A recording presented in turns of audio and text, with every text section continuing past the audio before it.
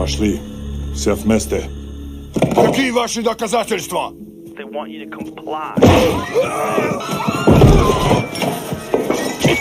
Cancel culture is about canceling. Кокаином. Up yours. Woke moralists. Up yours. This is systematic bullying that's happening. Woke moralists. Up yours. And they believe that they can then Woke shut us moralists. up. Up around and find out.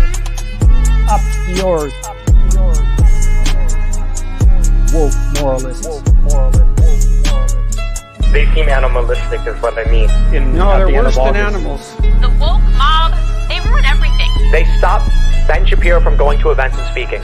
They stopped Ann Coulter from doing it. I will never surrender even a single inch of ground to a pitchfork mob.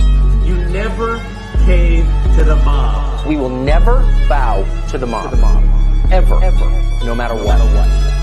Do you see the final expression of cancel culture in terrorist groups like Up yours.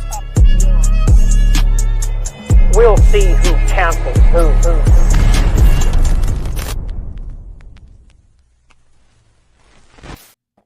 Hey everyone, how's it going? Hello. Hi, fam. Nice to see everyone. Ariana, nice to have you back. Hi. I see your shirt, love it. Oh my God, thank you so much. Thank you for having me. When Mike reached out to me again, I was like, is this because I went off on Cory Booker? And he was like, no, what are you talking about? I didn't even know about that. Yeah, we'll have to watch that video because I had no clue. But yeah, for those who haven't seen it yet, Ariana Jasmine, she went after Cory Booker, and I think she clapped his cheeks. He did amazing. So yeah, I'm excited to see. Like, do you mean IRL? Like you to his face? Yeah, IRL. Oh yeah. Shit! No way. She punched. Do we have any highlights or clips we can watch? I'm just kidding. No, there is a clip. It's really good actually, and I also saw somebody else. I think it was Conscious Lee posted a clip as well. Really great stuff. So yeah, excited to talk about that. I had no idea that you were doing all this bass stuff, Ariana, but nice to have you back. Thank you so much. It's an honor. I love being on here, and truly thank you. And my Twitch chat told me that they were advocating for me to come back, which I honestly did not know. So I'm sorry they were being opposite and bothering you guys. But thank you so much for having me. We don't even check. It's no problem. It's impossible. Okay, thank God. Yeah, we don't read anything. We're all illiterate here. Okay. Around these parts. We were really advocating for you, and I was like, oh, okay. So, but thank you so much. Just give them the win anyway. Be like, yeah, it was all you. You did this. I know. You made this possible. I will. This can be our secret. I'll tell them that. Thank you, though. Thanks for having me. Yes, absolutely. Also, there's a couple of absences. So as you all know, it is Rebecca's birthday. And David actually went to Georgia to spend that day with Rebecca. So that's why David is not here as well. So. And we kicked him out. And we kicked him out. So he is no longer part of the Leftist Mafia. No, he's not feeling good. He will be back next week. And then we also have we should probably let guests know this whole thing's a bit, because we always have this awkward start where it's just like, we kicked out this member, and then there's just like people are like, wait, is this real drama? I don't want to be a part of this. They're like, why? Oh, it's all jokes. It's just So David is returning. He's sick, and then Rebecca will be here next week. But happy birthday, Rebecca, and send Rebecca money on Cash App for her birthday. Is the best gift you can possibly give. Is money. Yeah, Becca's voice on Cash App. Send her lots of money. And yeah. So what happened this week, folks? Oh, wait, let Ariana and Jasmine plug her socials too. Oh, yeah. I'm sorry. I'm a bad introducer. Ariana, plug your socials and tell us what you do besides owning Cory Booker. Okay. I can give you guys let's get that clip. I want to see it. Yeah, I'll find it right now. Well, Okay. just to give you guys a little bit of background, it was the first conference for social good content creators. So essentially content creators that make content, for the greater good of society, or like, social issues, whatever. And so their headliner that night was Cory Booker. So it wasn't just me that confronted him. It was multiple content creators. There's so many videos out there of people just going up to him and challenging him. He even accused one person of supporting Hamas, but she's a white woman, so I think he felt a little bit more brazen with her. I know he was not about to play that shit with me, but So yeah, it was just interesting. There were multiple different clips that were flying around. I don't know why he came. I think it was a terrible PR stunt on his end, but yeah, I just want to give the other amazing creators credit as well, because I wasn't the only one that went up to him. My clip just went super viral. But yeah, for those of you who don't know who I am, my name is Ariana Jasmine. I am a content creator. I create content on all different kinds of platforms. I specialize on short form videos. So I'm on TikTok, I'm on Instagram. I also do a lot of on the ground stuff. And essentially I really focus on leftist politics, but for the past 8 months, I've been really focusing on Palestine and the Middle East because I'm Middle Eastern and Muslim. So I feel like I owe it to, my brothers and sisters. And I feel like our space does not have many Middle Eastern people. So I kind of took that upon myself. As for my social media channels, I just got partnered on YouTube and I've made $5 so far. Hell yeah. Thank you. Nice. I'm going to get 2 candy bars from that money. So if you guys want to subscribe to my YouTube channel, I'd really appreciate it. I'm about to put it in the bio or in the chat. But thank you so much. I appreciate it, guys. Thanks for having me. Yeah, absolutely. And now that you just finished, we actually have our second guest here, Mega Ran. Hi, Hello. Mega Ran. What's up, guys? Hello. Hey, so happy to have you. It's good to be here. I just picked my kid up from daycare and he had a bad day. So we had to have a talk about why it's not nice to push people. That was fun. He's 2, so he's learning. But yes. So yeah, that was fun. He's beginning to understand, at least, like he knows, he gets the down look, like what, So I did a bad thing. He's starting to understand I did a bad thing, which is good. So, but yes, we will be having some talks. Parenthood. But hey, I just got a chance to catch a little bit of. I heard some Cory Booker ownage went down. Yeah. Yeah, I'm actually very excited to see it. Yeah. So I got to see it. Yeah, I love your shirt, by the way, as well, Mega Ran. That's amazing.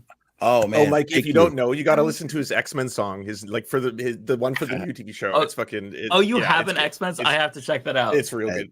I do. It's called. He's got a few. He's got a lot of nerdcore songs. I love nerdy stuff. So yeah, X-Men '97 is my current nerdy obsession. The show's amazing and just ended yesterday. So it's so sad. I need to check it out too. They're all out now. You can binge them. I think it's 10. Here I go sounding like a commercial, but it's so good, man. Like it's totally for us, like for people who know what's up. Like it's written by an executive produced by a gay black man who like really puts it on the page. So I'm just like so impressed with what they've been able to do. And he clearly loves the subject matter too. Like you can tell every single episode. I'm just like the emotions. I'm just like, oh my god, what the? This is a cartoon for kids. I'm like, for I'm real, not gonna cry. Yeah, there's some feels for sure. Yeah, there's some feels. All right, well, I am chilling. Yeah, did you want to plug your socials and whatnot really quick? Yeah, sure. I'm Mega Ran. It looks like Meg Ryan when you're looking at it real quickly and you get mixed up. I get that like once a day. So I was like, I thought it said you are following Meg Ryan. Oh my gosh. Yeah, I make nerdy music. I'm a former teacher who now just kind of travels the world making video game music for and about nerdy things that I love. Wait, that's so dope. Yeah, right. I need to get into that. I just one day, what did happen? I wrote a song about Mega Man, and then Capcom heard it and was like, "Oh my god, we want to use this for a commercial."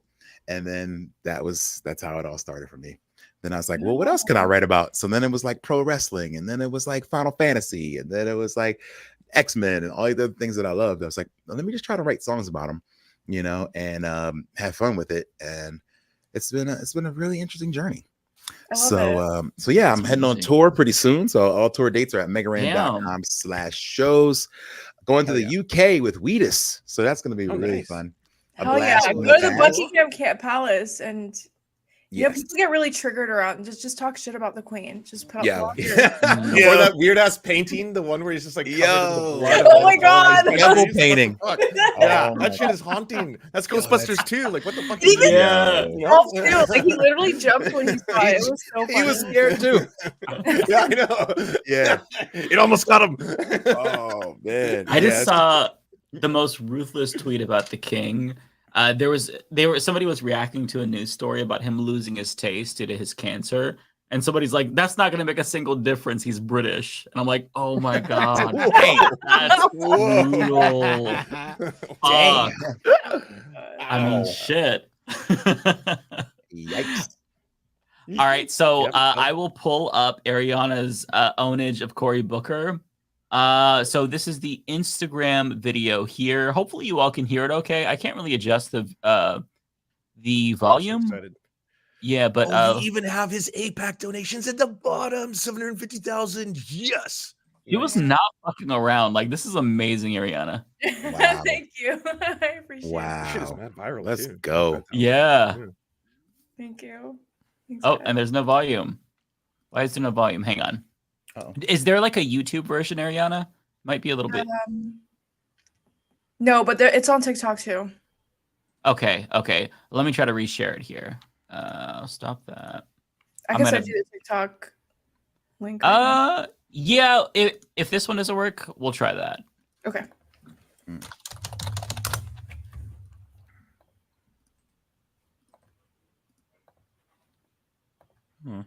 Oh, you just got to click on the microphone or the little sound symbol. Bottom right corner should be once it's playing.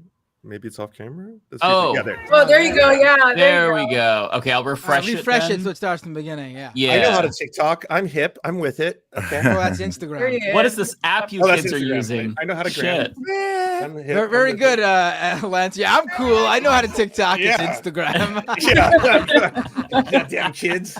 Oh, We're such boomers. I swear to God. Okay. I know how MySpace works.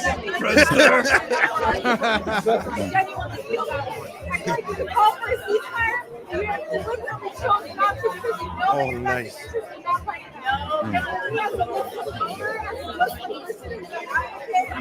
I don't like that. I have to just go And again, I have spoken out for Palestine.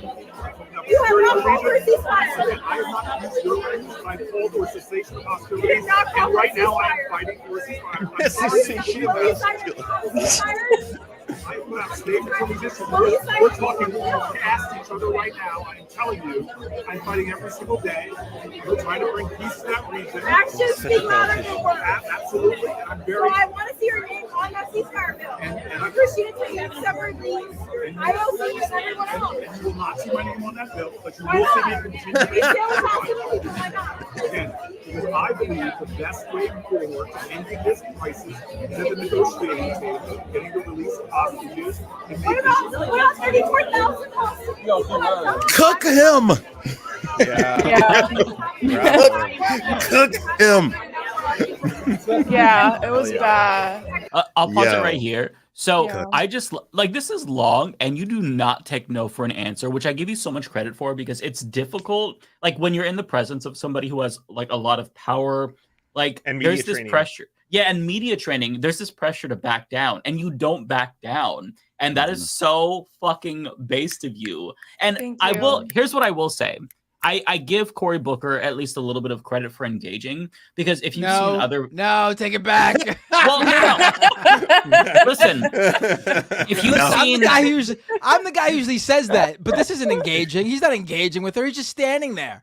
There's no engagement. There's no Well, discussion. compare going that on. to John Fetterman, Mike though, means right? even going. The very Oh, act of going means that God. you're going to talk to your constituents. I think that's what you're trying to say. But I agree with Matt. Fuck him. Fuck him. Oh yeah, no, fuck absolutely. them, Yeah. fuck them. But like, there's a video of John Fetterman that wouldn't even talk to his constituent this week. He actually, the sunset one or whatever. yeah, the Sunset hallway. Movement person. He's Yeah. recording her and then just goes into the elevator and like pretends to talk. And then, so like, I at least appreciate when politicians are willing to let you yell at them. I think that that is better.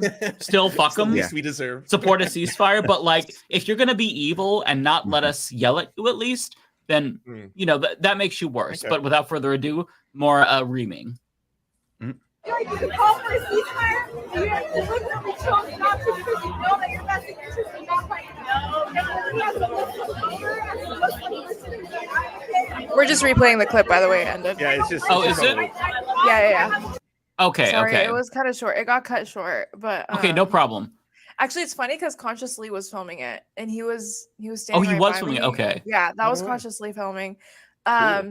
But it's wild because I kind of do agree with you, Mike. I am very biased because I do love Mike, but to be fair, I think he knew what he was walking into and he was fully ready. Like he was ready. He knew he was about to get the heat. He was ready. And I feel like if he would have, there were other politicians that had came and they just came and they went, like they left. They didn't even engage with people. He was walking around. But then again, when he was speaking, like his whole entire speech was like a campaign trial. Like, oh, I believe in this. I believe in that. This is why I should continue to be a senator. So I think for him, it was really to like show that like, hey, I'm one of the cool guys, you know, and a lot of the cadence of how he spoke kind of was reminiscent of Obama. I don't know if you guys could tell like the hand gestures and stuff.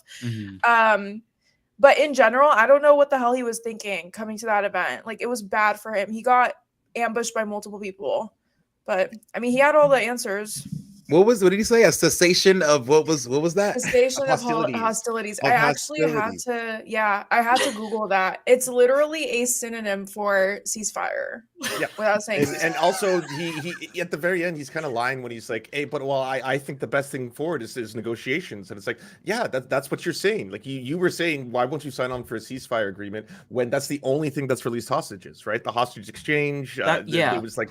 I mean, that's for the ones that are alive. I mean, how many are alive? I'm sorry, I hate to be this crass, but like. Oh, it's true. At this point, I don't know how even many the top are officials have already alive, said that. Yeah, I know. They've also Yeah. said that as well. Yeah, behind the scenes. So I don't know. Yeah, a lot of the hostages are dead. That's just the reality. I mean, that's what happens when you fucking bomb everything. When you just glass an entire fucking region, that's probably going to happen.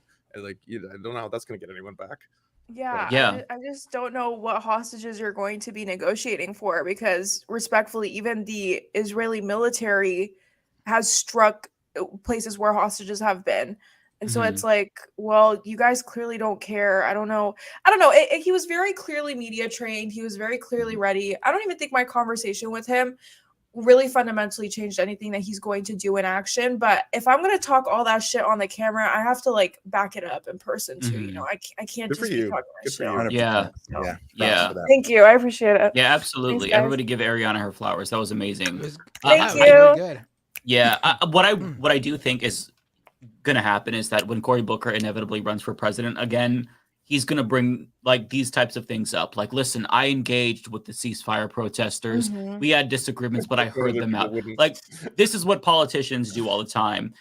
Still, like part of the reason why I said like it's important for politicians to at least listen and let us yell at them is because of the way other Democrats are handling this. So I wanted to share this article from you, for you. So this is from Politico. So the DNC is trying to like restructure their entire fucking convention just to make sure that ceasefire protesters and put it online, don't right? Oh my God! Stop. Yeah. What? That's way better than ending a genocide to appease the protesters. Is just like, let's move the whole thing online so protesters can't like cause and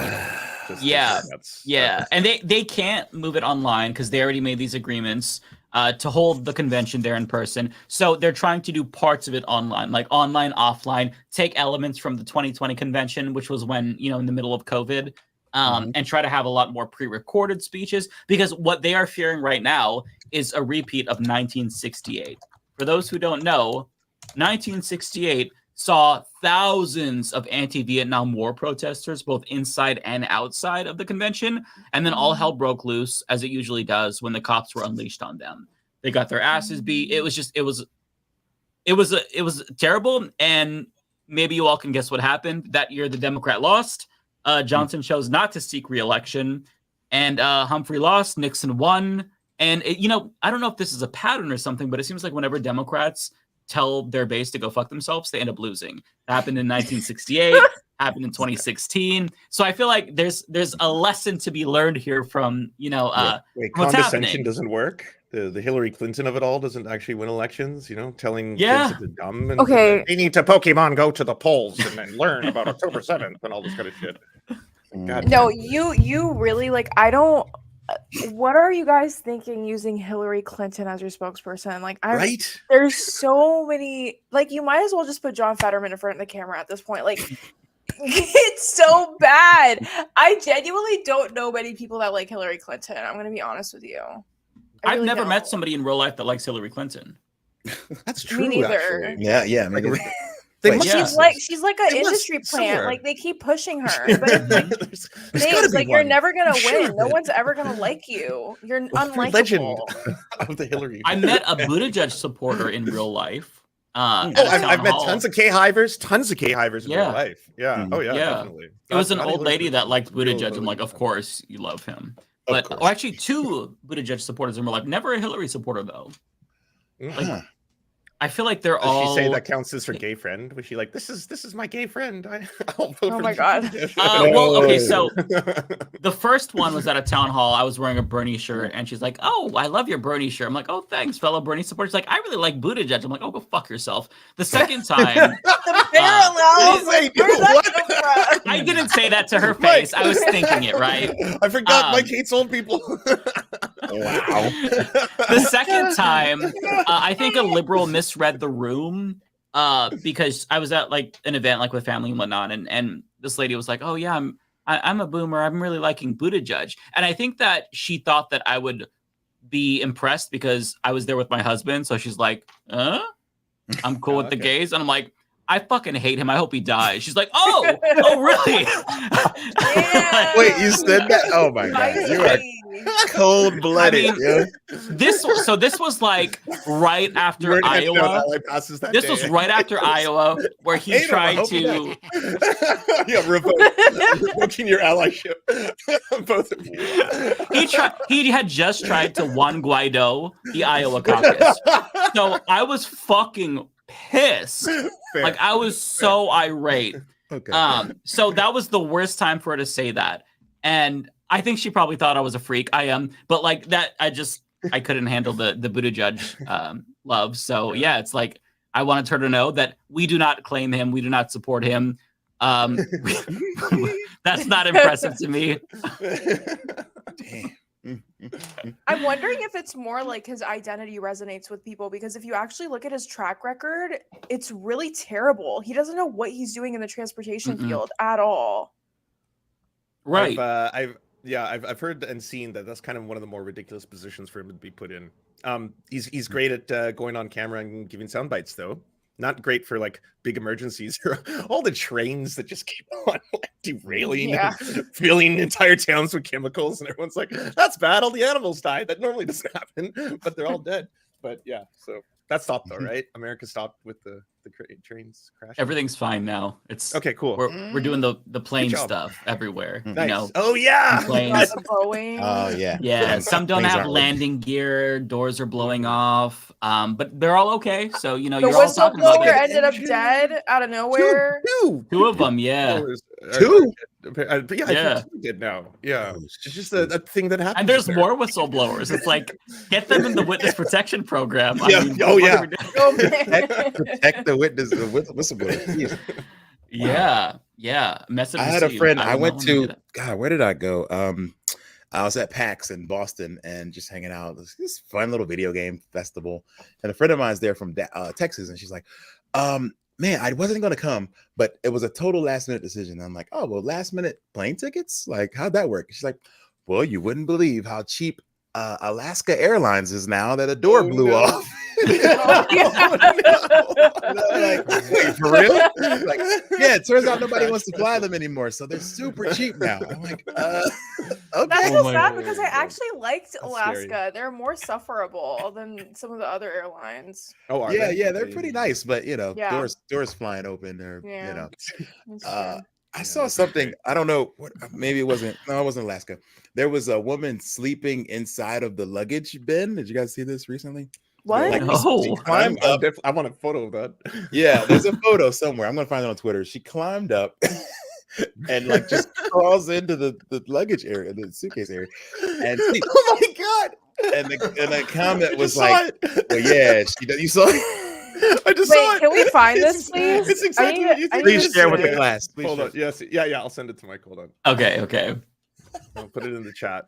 Oh, I did see this. Okay. And they're like, "Well, I yeah, did she's just see trying this. to avoid getting blown out of a door. That's all." Okay, it's in the chat. Mike. Okay. Oh, that's wild. This is unreal. Was there? I wonder if it was like a fine or anything like that. Like, did this person get in trouble? Wow. I would assume so. That's got to be against FAA regulations. It's certainly. Oh, FAA regulations are so flimsy. I'm pretty sure you could get away with a lot of shit. Yeah. I saw recently that woman who was like hallucinating or something on the plane. That turned out that was fake. She didn't actually not see anyone. You know, the one who got kicked off for being like, "Oh, right, that? Who is that?" Yeah, apparently that was a bit. Huh. Oh, that motherfucker isn't real? Well, I think that person. I think it turned out that was fake. Wow. Wow. Huh. The link isn't working for me for some reason. Yeah. Do you have a different one? The USA Today one isn't. Oh, really? If you go to Google Image and I just typed "woman sleeping in luggage bin," it's it's like 40 or 50 pictures of it. Oh, the Korean link blurred her face out for privacy concerns, I guess. Every other link did not. It's giving me stock images of people sleeping at the airport. Okay, I'll get the News 18 story for you. Yeah, shit. Here you go. I got it for you. Here's okay. In the chat. There you go. This one for sure. Oh, there we go. This is working. Okay. Okay. We did it. Wait, did you guys see that video that's going viral of that guy that's in like he's like in a hammock in a public bus and he's like, show me the rule. Yeah, that seemed very staged. That one. Oh, really? You thought it was staged? The hammock one seemed very staged. Okay. It was so funny though. Yeah. Why? Why is she there? She looks comfortable though. She does look comfortable. Yeah, she's chilling. You get to lie down. She's not bothering anybody. She's just laying True. Gives me claustrophobia. That's funny. Okay, so the hammock thing. So that was real, or was that not? Sorry. I don't. I have no idea. Very staged. That looked very okay, but it was so funny that it was. I could be wrong. Funny. I could be wrong. I'm not saying from a place of. It was staged. You were correct. Staged. Yeah, it looked staged. It very staged. USA Today is reporting that it was staged. I saw someone write online that this is exactly what Charlie Kelly from It's Always Sunny would do, even his like line of argumentation. Oh yeah, and I was like, that is true. That is like that's exactly what he would do. That's true. Oh, that makes me sad. I didn't know it was staged. It seems staged. It's one of those videos where my allegiances switched multiple times. I'm like, I guess that is kind of unreasonable because it could be a danger to people. But he does have a point, and he does look comfortable. I don't know. Who's at fault here? Oh man. Did y'all see the big debates have been announced? It's happening. I couldn't really. The battle of the geriatrics. Yes. Yeah. Right. Yes. Yeah. Yes. I don't think it's a good idea for either of them. No. If I were on either team, I would advise against it. I feel like Trump is going to say something to incriminate himself. Biden's brain might like malfunction. And I just don't want to see that.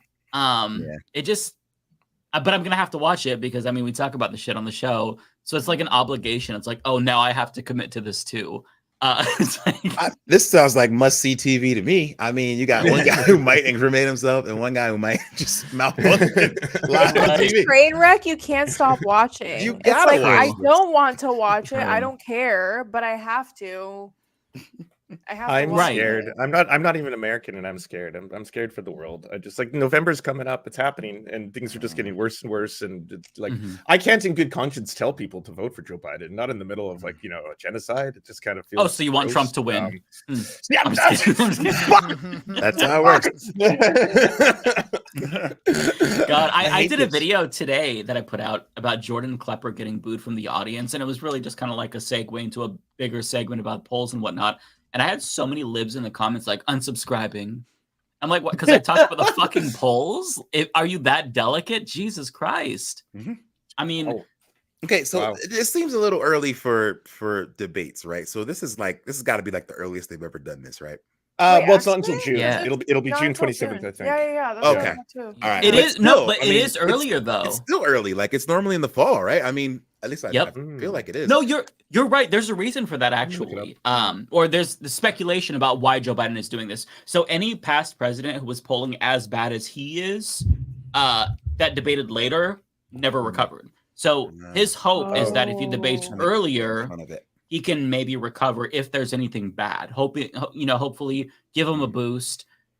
So there's a reason why, he wanted it to be earlier, which is the good move if you're going to do it, because if there's some catastrophic mistake that he makes, some gaffe, then he has time to kind of recover to fix it. Is this like a non-sanctioned? Is this like a an exhibition fight in the sense? Yeah. Where, I've read that it's not. I guess the commission or committee on debates is not actually like overseeing this or organizing it. Oh, so I don't know if it's like, is this like an off the grid kind of thing? Like it's just like a friendly spar for exhibition's sake, like the Jake Paul and Mike Tyson boxing match, or like in boxing they're like, well, no committee will sanction this, so if you do it, it's on you.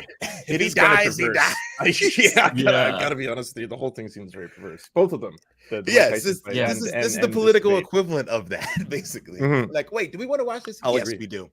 Yes, we still will. Want to see an old man get punched in the face? Probably. Yeah, not really. Oh, man. Maybe, yeah. Like not really. They're both bad people, but yeah, it's literally the same for me. It's like, all right, if I don't watch it, everyone on my timeline is gonna be talking about it. So I at least should catch a little bit of this. Right. Well, and part of me on some sick level is just like kind of secretly hoping that Mike Tyson is just gonna light him up, and then that'll be like pretty wild to see. And then it might not be that, and it'll just be depressing, and I'll just be watching an old man get beat up by like a 8-year-old or something. And like, why? Why am I doing this? It's sick. Yeah, it's sick. It really is. Yeah. I feel like also I don't know if you guys know Under the Desk News, but they do a lot of like news videos on TikTok. They're like one of the biggest news TikTokers, and they did a video about how Joe Biden is just not listening to the younger voters anymore, because none of them are. Yeah, because they're really leaning their analysis, which I agree with, because I was like, oh, that kind of makes sense.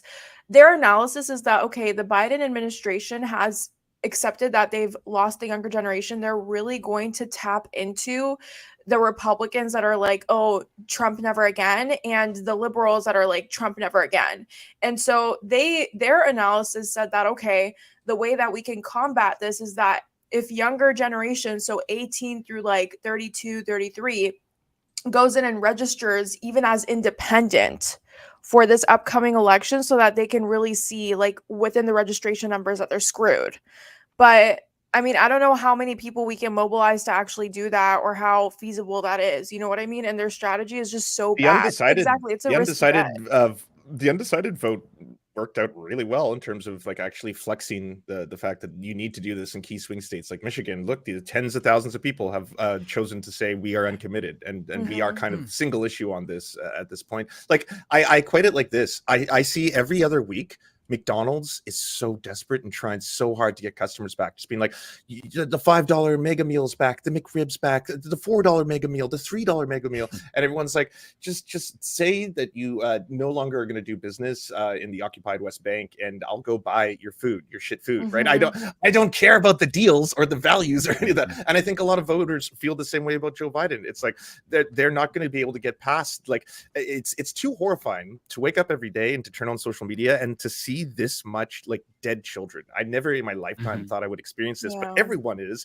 simultaneously, and it's fucking us up. And like when people are like, why are the kids so serious and they're all angry and stuff? This is why, because they all see with their own eyes what's happening. They like, you can't lie to them anymore. You can't say this is actually not happening as bad as you think. It's a military operation. It's in self-defense. It's like, but there's nothing left. This looks like y'all nuked them. This looks like this is what nuclear explosions are supposed to look like. People are mad for a reason. And they're not going to just randomly be like, you know what, all right, the lesser of two evils, here we go. Like a lot of young voters are like, fuck you. I'm so angry. I'm so upset. I'm so sad. And I feel helpless. That's the problem. It's a radicalizing moment for a lot of people, because it just, when you see these images, nothing else matters. Like all the arguments that they make, nothing else matters. Like I want that to stop. Like, and every single day there's more. And regardless if you want to see it or not. It pops up. Like there was a video of a little boy with half of his head blown off. It was like hollow. That one haunted me all night. I couldn't get it off of my mind. And I'm like, man, that little boy is younger than my niece. Like, what is, it's just, people aren't going to forget this. You know what I mean? And I think that right now, part of the problem that Biden has is that even if, let's say he did a 180 tomorrow, I think it's too late. I think that too many people are gone, So what his only option at this point is to try to win back the people he lost. That's going to be difficult, but I think there's going to be a lot that would choose to suck it up and vote for him to stop Trump. But really what he has to focus on now is registering new Democratic Party voters, people who aren't engaged. That's really the ticket. And that's every single election, right? Democrats have two jobs. You get out your base and you register enough new voters, because the Republican Party, it's going to have that same amount of people every single time. If you look at polls, Trump is hanging on to more of his base than Biden. Biden is losing more of his base, particularly young people and non-white people. And that's why he's behind in every single swing state. And there was a report that Biden is reportedly denying the polls. He thinks he's actually ahead. So yeah, that's and real. then, yeah. And then you have people like Morning Joe also saying that these polls that the New York Times and Siena College is producing, they're junk polls. So he's reinforcing this idea that nothing is wrong. You don't have to change a thing. And everything is copacetic. Just keep on steaming right ahead. And it's just, we're watching a train wreck in the future, but also one right now. And they don't know how to stop. And part of it that is so frustrating is all of the gaslighting. Like politicians are still pretending like they can lie to us. Like this is the Vietnam War. Times have changed, right? Like we see footage. The people who you are genociding, they can actually film what you're doing and show all of us. So the old propaganda tricks no longer work, which is why they want to ban TikTok. Yeah, it's not because of the Chinese AI and insidiousness and turning the kids anti-Semitic and all that. You know what really pisses me off about that too? At the event that I was at, and Cory Booker was there, this event was all influencers. I mean, I hate to say it, I'm a content creator / influencer, right? So a lot of us use TikTok as one of our main platforms, and Cory Booker actually voted for the TikTok ban. And a lot of people were going up to him and they were like, why are you pandering to us so that we promote you right now at this event when you banned our source of income, our source of livelihood, and our source to promote you? And he, once again, had some sort of like a regular political response. You have that other person, I believe he's definitely a congressman.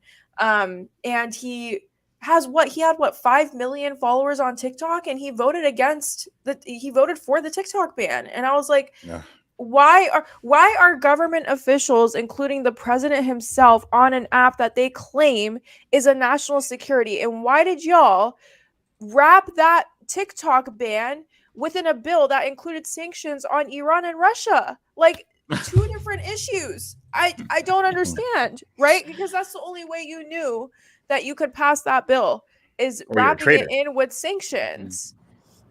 So it's just like, and also one other thing that the American government is really not considering with the TikTok ban is that people can go on TikTok and make money like that. You can get something off of TikTok Shop and like promote it, get whatever commissions off of it. You can join the creator beta program, which is much faster, much more lucrative, like faster lucrative than, what YouTube is. YouTube, you have to work on it for a year. Hold on. I got to make a note of this. What am I'm telling you. Well, in Canada, I've got 26,000 TikTok followers, and I'm not allowed in the creator program yet. So okay, I think it's an American thing. You're in Canada. I know. I'm sorry. We're a made-up country. We're a joke. Can't do it. Yeah, sorry about that. Sorry, man. But in general, you can, and it's like the government is gonna completely take away like what $500 extra a month is literally food on the table for some families. $1,000 a month is maybe preschool for someone's child. Like people are living paycheck to paycheck. The average American has about $5,000 in their bank account, lives paycheck to paycheck. So you guys are gonna take away this app. Are you guys gonna offer government subsidies for all of us that depend on TikTok to put food on the table? Like they haven't thought about any of this. Yeah. It's so annoying. Can I quickly give a shout out to Jay Marianne, who just raided with a really large raid. Hi, everybody. Welcome in. You're watching Leftist Mafia, and our special guests today are Ariana, Jasmine, and Mega Ran. And you can see their socials right by their names. And go follow them all, subscribe to them. Also, James from the internet, go subscribe to him. And Lost, SIOUX, go subscribe to him as well. All in the chats. How many people? How many people are we talking about? A couple hundred. How Did many? you want an exact number? Okay. Yeah. Hey, Tinder's all business, Nice. All business. All right. She just said, Ariana just said that I can make a ton of money on TikTok. I'm on it. I'm getting on there. Ton of money, you say? Do you have TikTok skills though? Because Mike over here didn't even know where the volume button was on Instagram. Yeah, that's Do you going to have make the a difference. skills? I knew got where it. it was. Do you have the on skills Instagram. for- That was the thing that happened. I saw a really good question here, which is one that I would say I wish Troy Clark was the only sad guy asking this question. Why can't the glorious United States of America find some other inspirational people to lead us? Is there an easy answer to that? Like, why these people? Why? I mean, It's I the feel like system. it's money in politics. Yeah. That's system. the system itself. It's rotten to the core. I mean, look, not to be overly cynical, which everybody is bitching at me being too cynical, so I'm just gonna double down on that today. We were kind of fucked from the start, right? Like we kind of credit the founders as these brilliant people. They weren't brilliant. They were actually very stupid. They shit in holes in the ground. They were just like all of us. We don't need to Slave deify owners. them. They were slave owners. They were shitty people, and they designed a constitution that was built around keeping slavery. Like, and we still have that system, right? Like, we've changed it incrementally over centuries, but for the most part, the reason why it doesn't work is because of the way our system is designed. We have a bicameral legislature that allows for divided government, meaning nothing gets done. And when it's not divided, when they work together, they fuck us. That's like the one time when you know something is bad, when we see bipartisanship. It's like, oh God, what are they doing? Oh, they're banning TikTok. Oh, they're supporting genocide.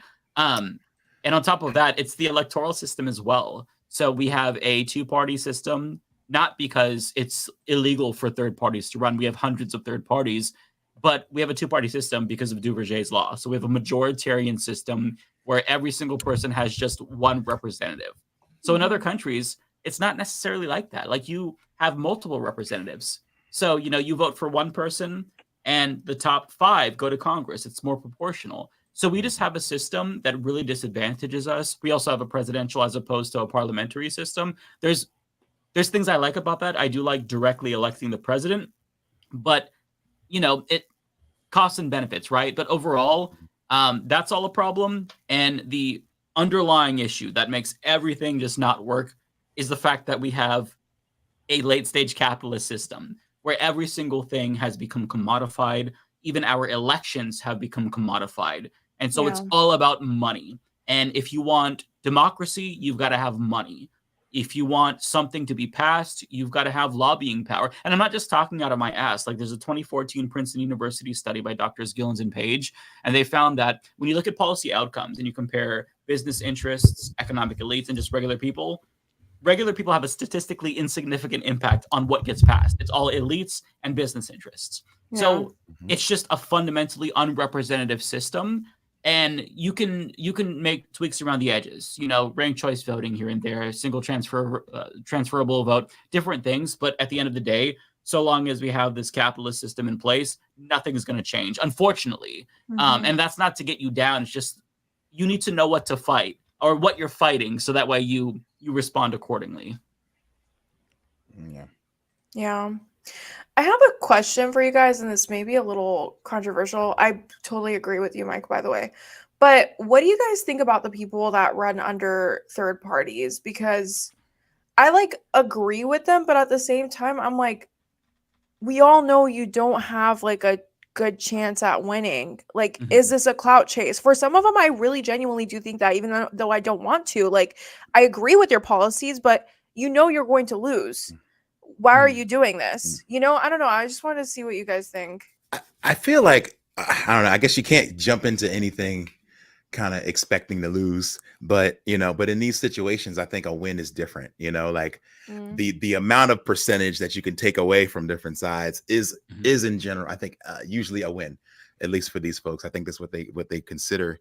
If you can get a significant chunk of folks behind you, it's a win. Like, you're maybe not trying to take the seat, but I do think that little bit of, just taking away from, just the people, letting the people speak. I think that's really what it's all about. It's like letting the people have a voice to be like, hey man, like 12% of people chose me. Like that is important. Like that's big. So, it very well could be a clout chase for some people just to, get in that, in that scene.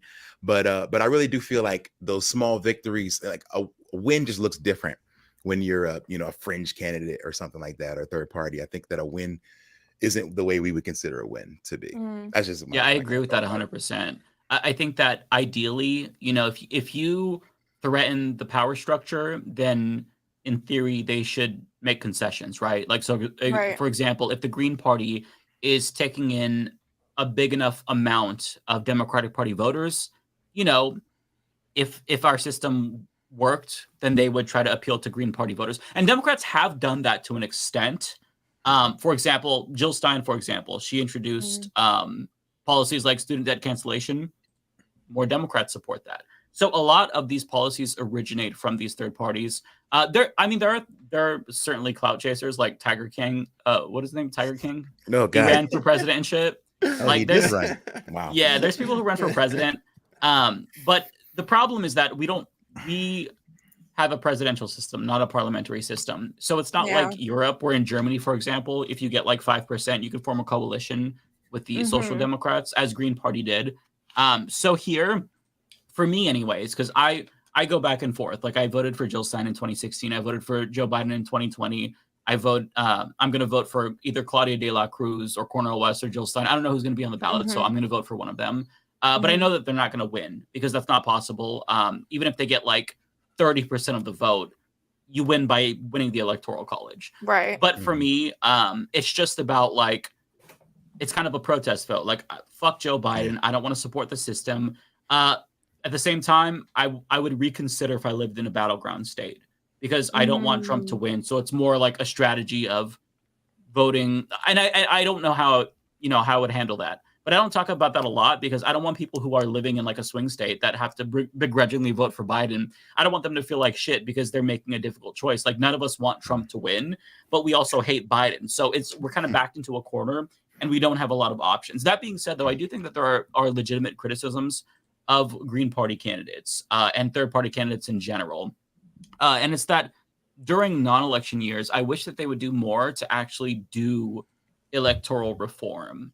Like if you do ranked choice voting and get that on a ballot initiative, that could, it's not going to be a game changer. So I don't want people to think that it's going to be a panacea. But I think that like the Green Party has really good organizational power. They genuinely do. Yeah, I just wish they would use it in other ways as well. But I don't agree with that. I don't think they do at all. I mean, if they did, well, they can get on the ballot. I think that counts for something. I mean, why wouldn't they run down ballot candidates? The whole problem with third parties is they do run down ballot candidates, but they don't really take it seriously though. It's all for most third parties. It's all about running a presidential candidate every 4 years just so they get attention.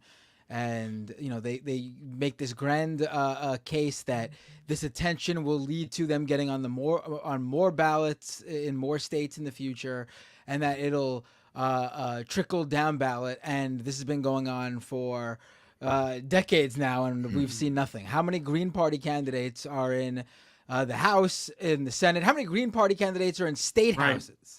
Yeah. I mean, it's just they're not. And it's just like I generally support third parties, obviously, but until a third party comes along that actually shows how they're going to get into power, let alone wield this hypothetical power they have never had, then it is sort of a pointless thing. Because, again, the whole argument that they'll make is, oh, no, it's to expand our access. Well, but we've been hearing that for decades now, and it's done nothing. Yeah, I think if they focus on actually getting congressional seats, that would make a huge difference. So I do agree with you there. You're not wrong.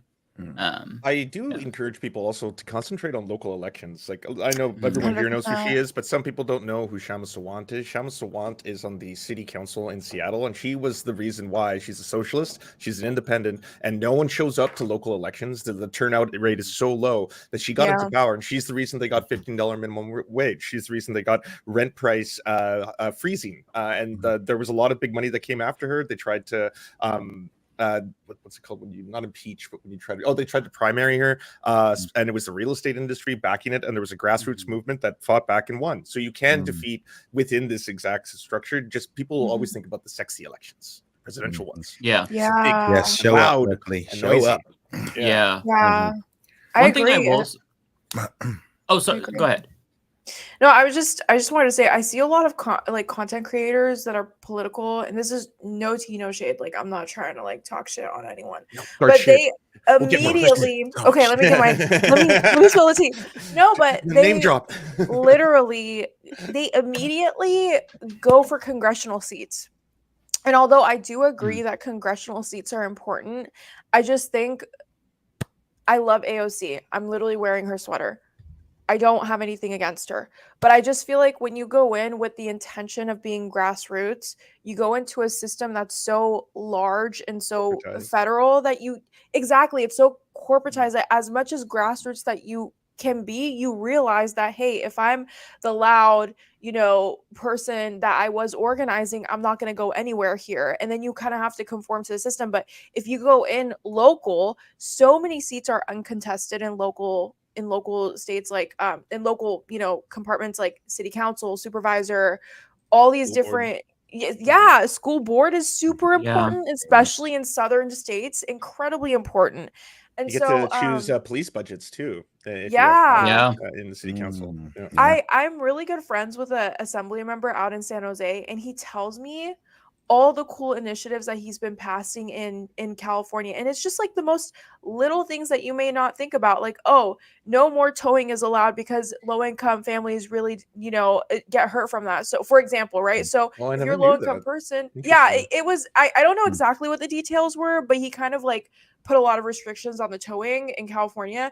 And that's huge because if you're a low-income family, like you have to pay $400 just to get your car out, So you can do so much change locally, and I feel like a lot of people just look at the federal races, and although that's great, like I love having Maxwell Frost or AOC or Rashida Tlaib, like I think they're very important, but at the end of the day, when you start off small, growing can also be so much like more beneficial because you make so many connections. And there's also great organizations like Run for Something that are a nonprofit that can literally help guide you in your small race. So I could put that link in the chat for anyone that is thinking about running, but they're a nonprofit that also helps people. But I'm just saying, like, more people should run for local offices. Like, you can do a lot of change. It's not just federal seats. Yeah, absolutely. Yeah. One more thing that I will say on the third party subject is that even though there's always this talk of like, oh, spoilers, I think that's kind of overstated, because when you have Green Party and Libertarian Party on the same ticket, they're both going to pull from the Democrat and Republican respectively, and Libertarian usually takes more from the Republicans. And one thing that people don't focus on with regard to third parties is if you don't like the top of the ticket, just participating itself is a net good, I think, because that helps down ballot Democrats, for example. So like maybe you don't like Biden, so you vote for like Cornel West, but then you vote for, a Democrat congressperson. That does help. And it's the same is true on the opposite side for Republicans as well. So that is one benefit. But yeah, it is difficult because local races are so important. But like for podcasters and streamers and whatnot, it's hard to cover that because there's literally thousands of candidates across the country. So it's hard to like get somebody excited about something that they have to kind of seek out themselves, because everybody is very busy and preoccupied and doesn't have time. And everybody's like focused on other things. So it's really hard to get people involved. And like when you get involved in politics, you don't necessarily stay involved, right? Like I tried to get my mom to vote forever, and she finally registered in 2016 and voted for Bernie, and then Bernie lost, and she's like, I guess I'm done. That's enough politics for me. He's like, and I'm out. Yeah. So it's really difficult. She did end up voting for Jill Stein and down ballot Democrats in that election in 2016. She voted for Biden in 2020. She's like, and I'm officially done. But it's hard to get people engaged because the system really beats you down, right? Like you get involved, you get kicked in the teeth. If you're like a millennial or Gen Z person, you start getting interested in politics and realize how fucked we are, and then you're like, okay, I'm checking out. Mentally, that's the best place. So it's really difficult. Yeah. Wow, man. Hey, I thought we were gonna be talking about rap battle here. That's what I should have.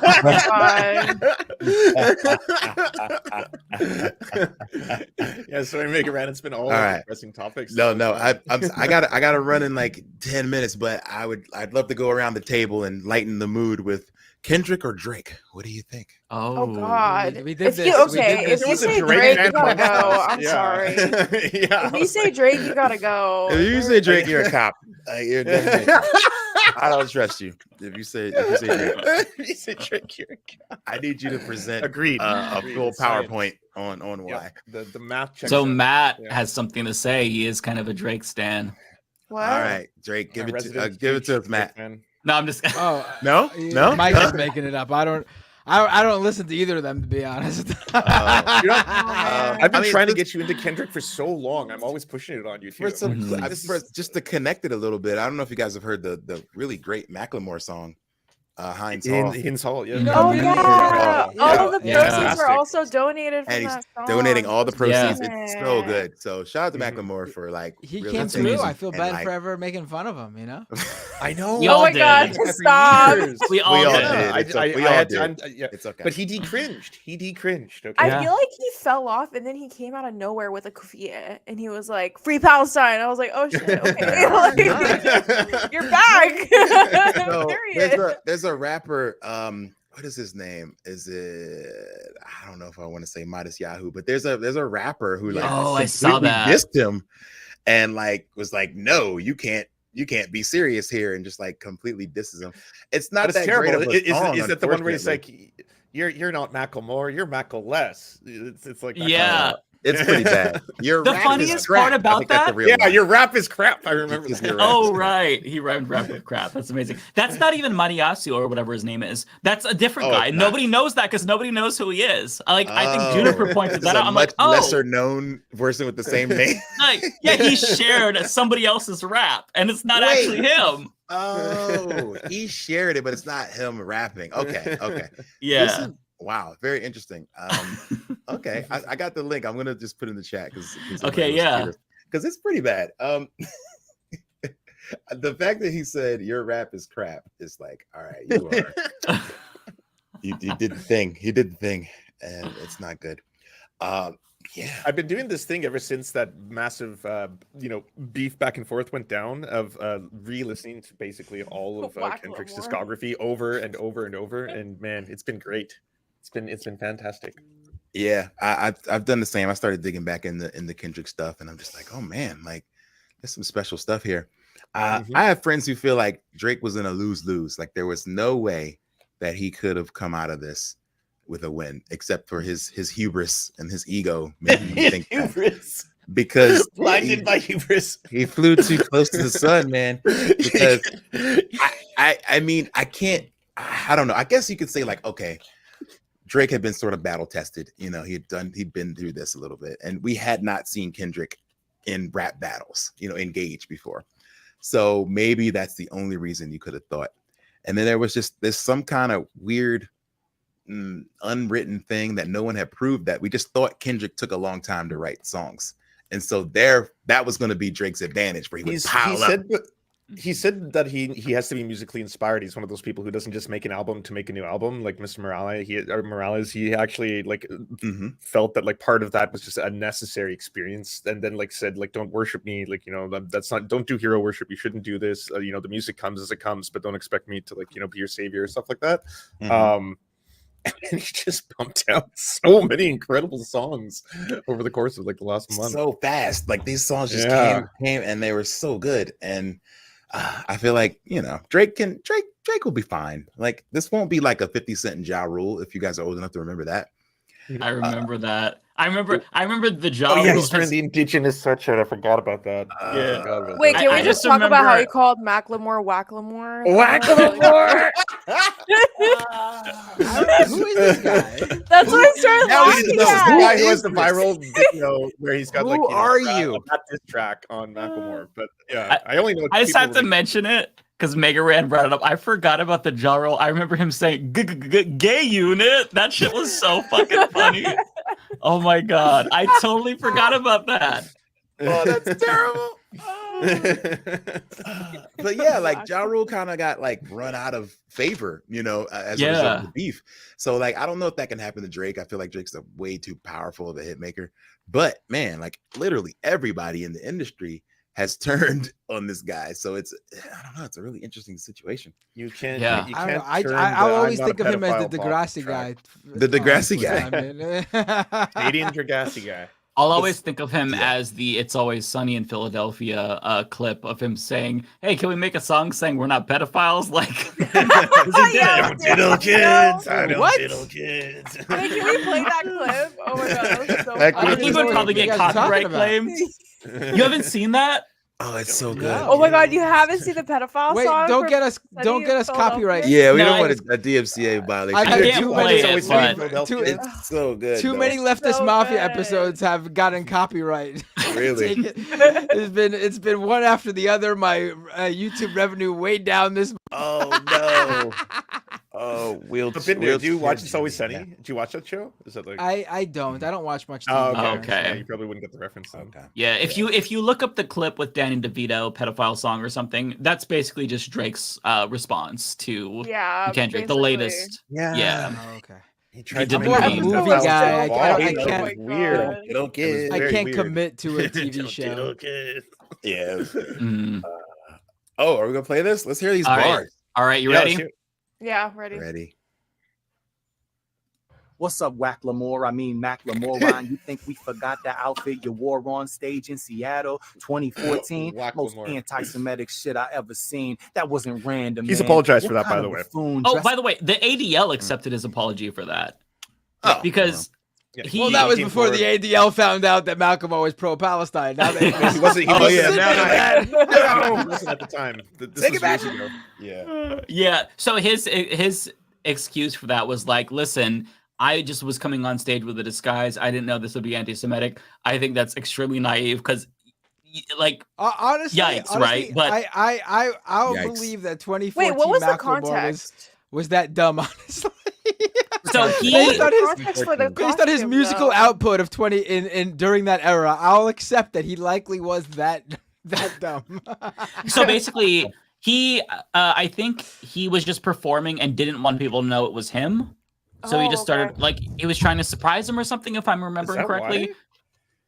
I Is think it so. If I'm, anti-Semitic? Why is it anti-Semitic? I'm it's sorry. I'm basically just like trying it to- looks like a Jewish look at the big- caricature. the big nose. Yeah, Okay, it but does- he could. it Okay, does okay. look To like be that. fair, he could pass for an Iraqi too. Like, if we really want to make that argument, like he could pass for like a Middle Eastern Arab person. No, I feel like the, It's giving the Jewish? nose It's- people are gonna. it's giving anti-Semitic. It It's looks the nose. it looks a lot like the merchant meme, honestly. yeah, It it's really giving does. anti-Semitism. Okay. To me. Like we don't. okay. Okay, but no one here has to defend it. It's indefensible. Right. And he's No, it's- and he's apologized. Oh, yeah, he People- apologized. People And are he's allowed also to grow grown. in a decade. Yes. Yes. Yeah, Yeah. yeah. And this He is said he was honestly going the to only- do the learning, read the books. He did. He read And- the books. Yeah. he did the And learning, this he read is the and theory. this is He grew. And this is also, it's not like, okay, he's been caught numerous times doing this and coming up with excuses. This is literally the only instance I've ever heard, and I think it really has been the only instance. People are allowed Yeah, as far to as I have know. a one-off and actually say, I didn't know, and it being Yeah. that it's never happened again and never happened before, it seems like that's the case, honestly. Like also his third big single, it's pretty damn cringe, right? It's pretty much just like gays are cool, but no homo, bro. Not gay, but they're totally normal. But I'm not one of them, but no homo. But yeah, gay, cool, right? Like that, he turned that into In the a third song. grade, Like, I thought I was yeah, gay, but I'm I not. thought I was Not gay.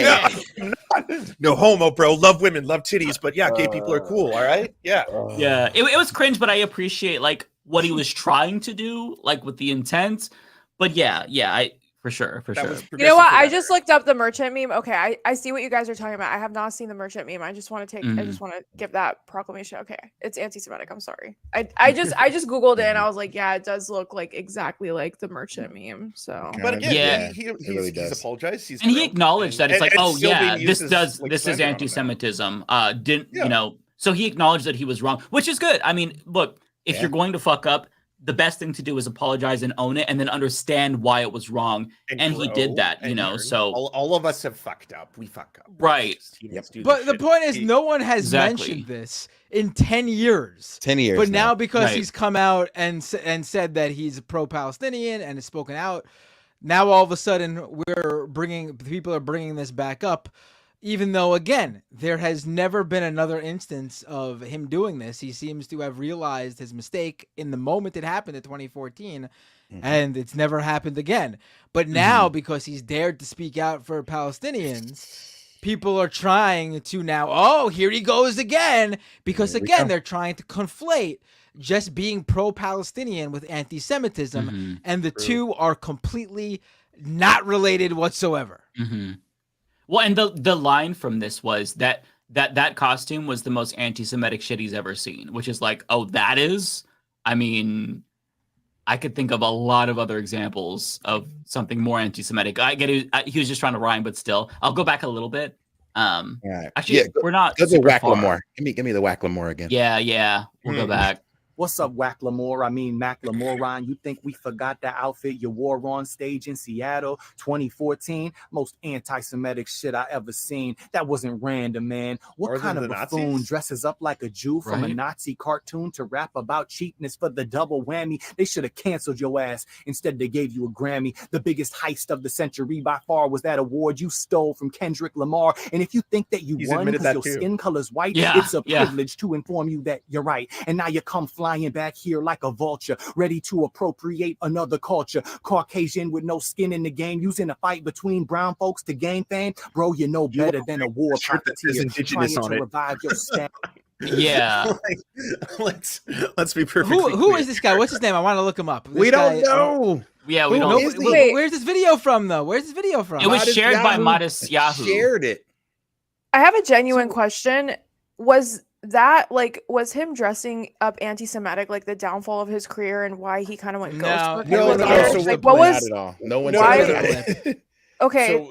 So post him beating out Kendrick, which that never should have happened. Everyone agrees, including Macklemore, who texted Kendrick that night to be like, "That was fucked up. You deserve it." Macklemore then posts the picture of the text to Kendrick, which is kind of cringe. Like, if That you're was gonna weak. try and do the Yeah. right thing, do the right thing, or you could have made history by rejecting it and being like, "I reject this, and I'm giving it to Kendrick, who deserves it." That would Totally have could have been done that. something cool like that, right? He'd be remembered forever for that. Anyways, a lot of people were like, Macklemore's kind of cringe, and the whole like no homo song's also kind of cringe. And so he releases another album with Ryan Lewis. It tanks, only sells like 68,000 copies, and then releases an album without Ryan Lewis, which no one knows about. But Macklemore's got multiple albums that none of us have heard because I just thought he was kind of a clown, right? I wrote him off too as just kind of like someone appropriating like black culture, hip hop culture, not really giving back to or talking about it. But like, and now people are pointing out, no, the guy was writing all these songs like he's got white privilege 1, 2, and 3. Like he's been wow. in the time doing the homework, talking, going through the motions. But now with Palestine, he did the reading. Like he said, I'm gonna go, I'm gonna read a whole bunch of literature that's been recommended to me, and I'm gonna try and figure this out for myself. He did and came back, and like he has been an awesome advocate for that. And Landback, I might add, he was on the NDN Collective podcast recently, advocating for Landback, Really? anti-colonization, pro land rights I for didn't know indigenous that. people. Yeah, he's crushing it right now. Macklemore, come on, Leftist Mafia. We'll talk to you. Hold All on, right. this is so great. This is so Wait, I great. found Okay, who so he the is. artist, ready? I found him. The You got him? artist, yeah, it's a guy named Ari Lesser, who just found him. grew up in Cleveland Heights, Ohio. Sorry.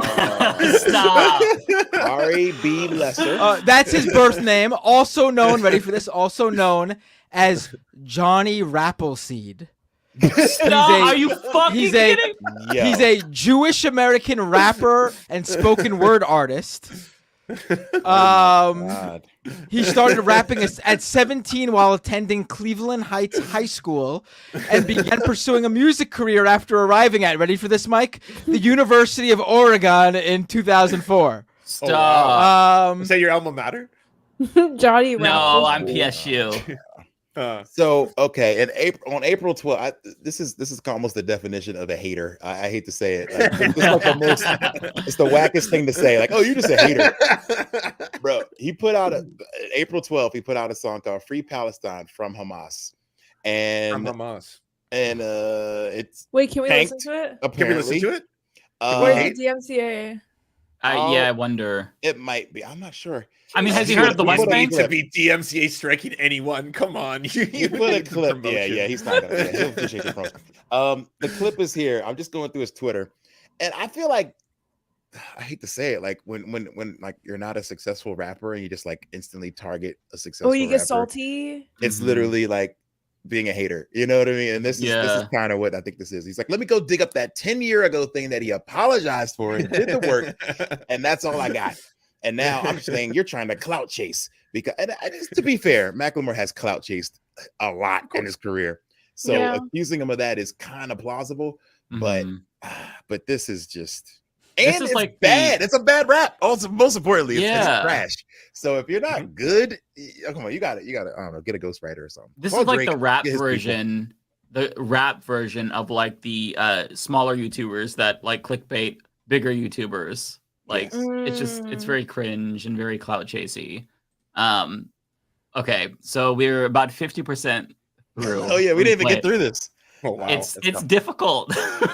Come on, give us these bars. Johnny Rappleseed. Business dragging and downloads lagging. You hopped on the pro Hamas bandwagon, but your rap is crap. The only your rap is crap. Time your lines don't even How did he do that? How did he do that? He's an artiste. The only good Jew is a capo. I never thought I'd see a white SOB accuse Jews like me of white supremacy. What a douche, haircut like the Hitler Youth. Used to think it was a myth. Now we know the truth. On the track, you act like you're anti-racist, but you're basically saying Jews will not replace us, and you're basically is what he's saying. Man, that's sad. You just gave Donald Trump a free campaign ad. Not the douche haircut. He said the douche haircut. Yo, the way that he just stares at the camera, like he felt like he crushed it. Like, oh my god, that was the best take. That was so fucking good. Damn. Oh my god. Johnny Rappleseed, folks. I cannot believe that's his name. I honestly love that name. I can't even lie. Yeah, I know. I love can't that name. I love terrible jokes, but man, that is bad. It's the one worst artist name than Timcast. Like the one worst one. Johnny Rappleseed. Johnny Rappleseed. Wait, how do you spell it? I met a rapper. Well, he goes by Ari Lesser. His Wikipedia bio just says also known as Johnny Rappleseed, but it seems like he found fame as Ari Lesser. Like Ari Slim, Lesser. Shitty and Eminem. Got it. There's a rapper. He's a real person, so I don't want to diss him, but it might be the weirdest name I've ever heard. This man's name is Pillsbury Flowboy. Pillsbury Flowboy. Wow. He's from New Orleans, and shout out to him if you know him, because I played a show with him, and he Hey, New Orleans has some really good artists. Just not a good name. I love it. Yeah, you dig it? I mean, yeah. Oh boy. It's tacky enough for me. So anyway, the Macklemore track is actually super solid, and shout out to him for doing the work, doing the research, and getting out there. But again, if you want to accuse somebody of clout chasing, like you could probably throw that stone, and a few people will take that and be like, you know what, maybe. But it doesn't seem like this guy's getting any traction. I mean, besides Modest Yahoo, who retweeted him, that's the biggest look he's gotten. But actually, he didn't retweet him. He like literally uploaded his video for him.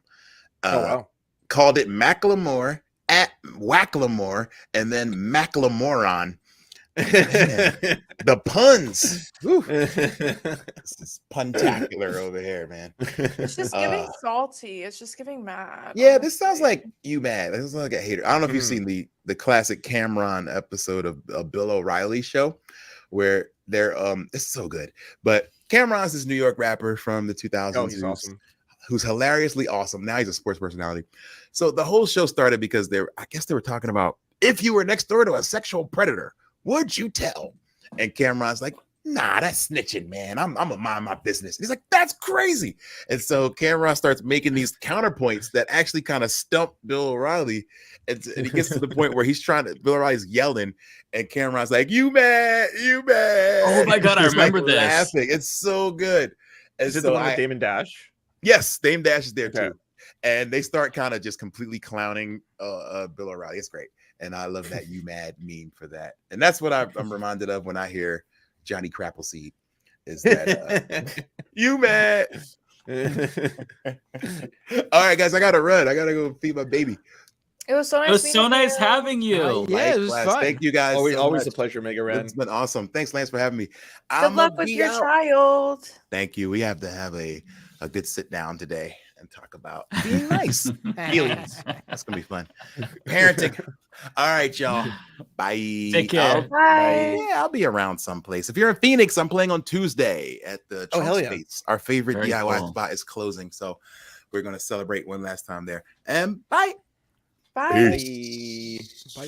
If any of y'all have ever played the video game Shredder's Wait, hold on. Revenge, very cool new video game. He does the soundtrack to that game as well. Does he really?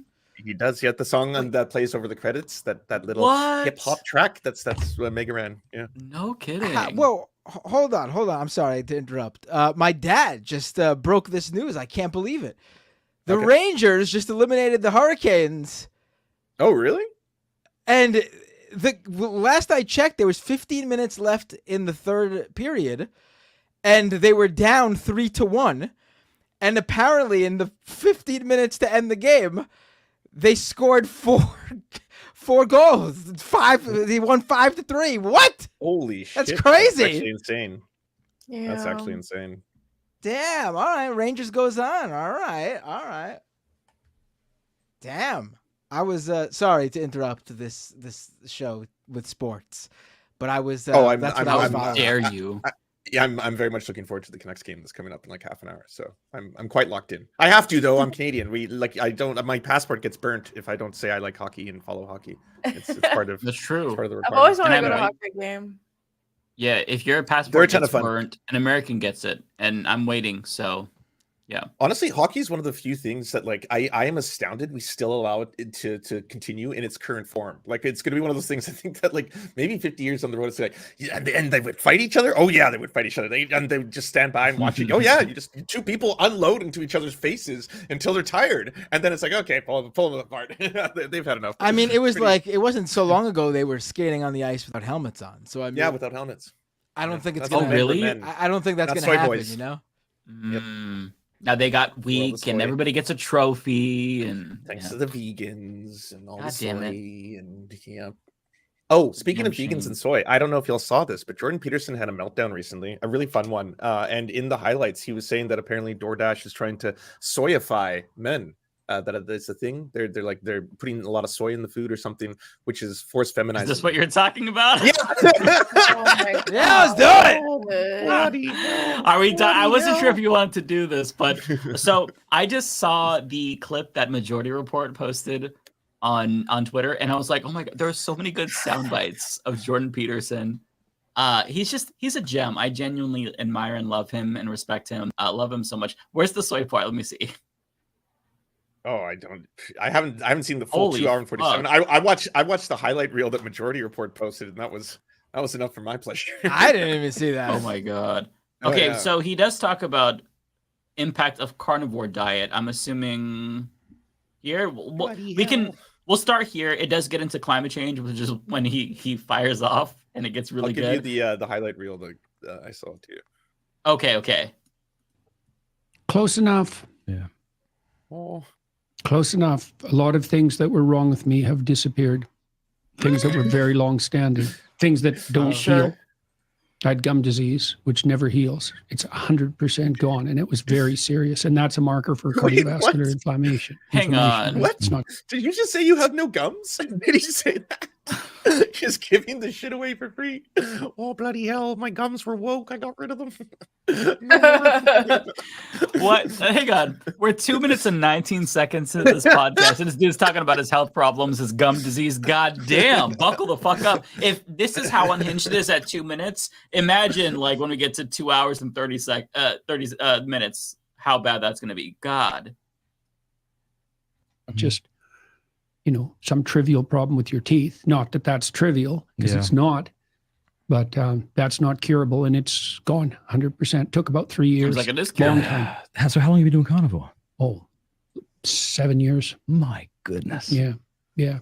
Do you still miss food? Of course. What? Yeah, it's very restricted.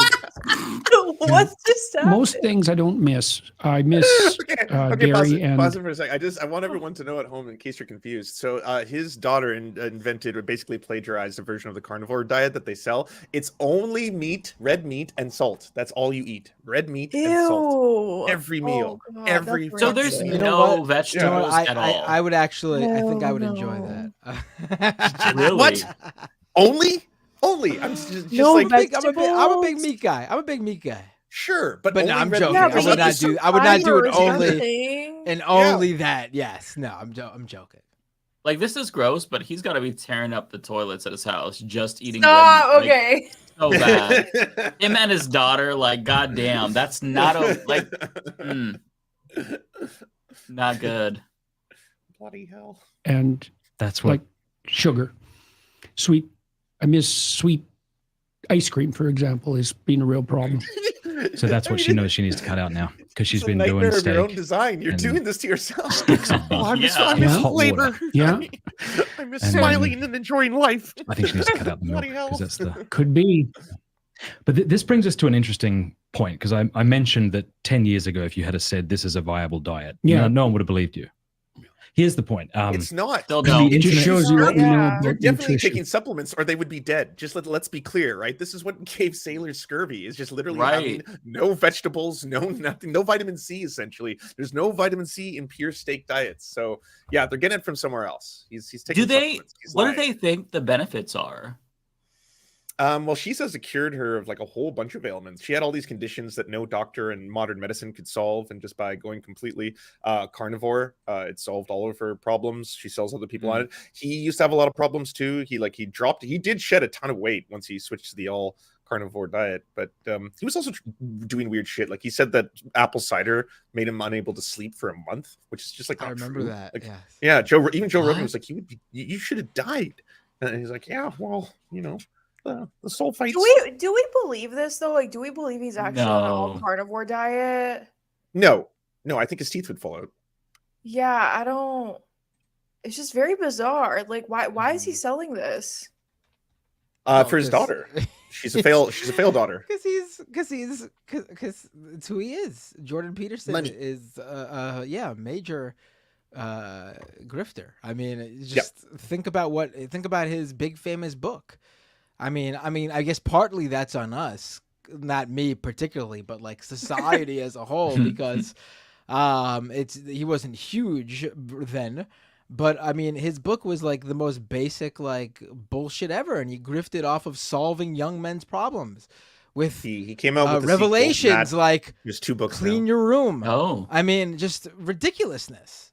Yeah, there's 12 more rules for life. Did you read those ones? There's I did more not rules. read the 12 more rules. It was the sequel to 12 Rules for Life. I didn't know about the rules. sequel. Now look at me.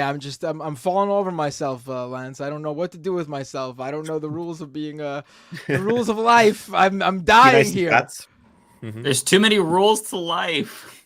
He's not following them clearly because something is off. Mike, I sent you the highlight reel too if you want to watch it. Okay. I'll pull that up.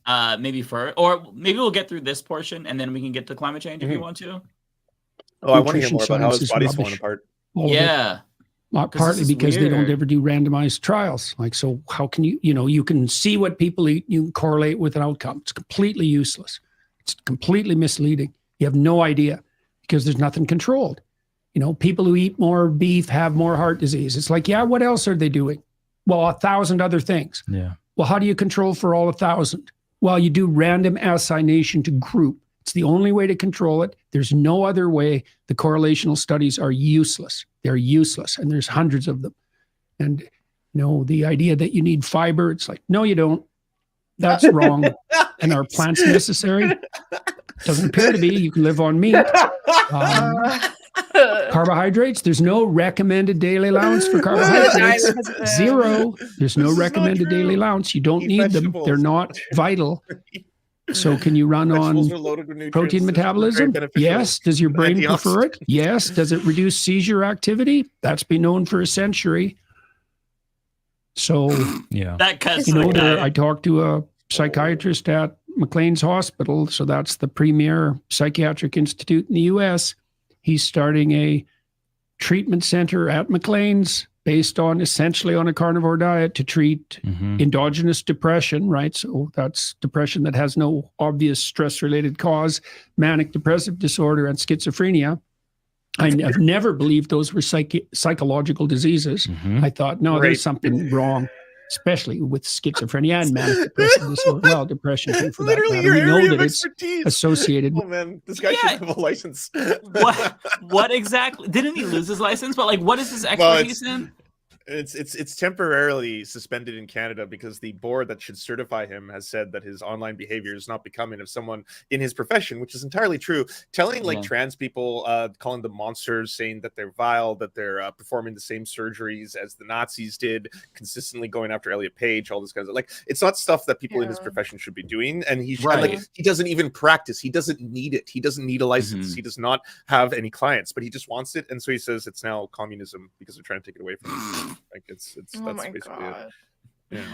Yeah. Sudden communism. Okay, let me pull up the other clip because I think it's better. It's of climate change, but he doesn't really mention climate change. This is just kind of like a reel of him saying random things, and it's amazing. Let me see. Okay, bringing it in now. Any minute now, Mike. Hey, David usually does this. Okay, I'm not the expert.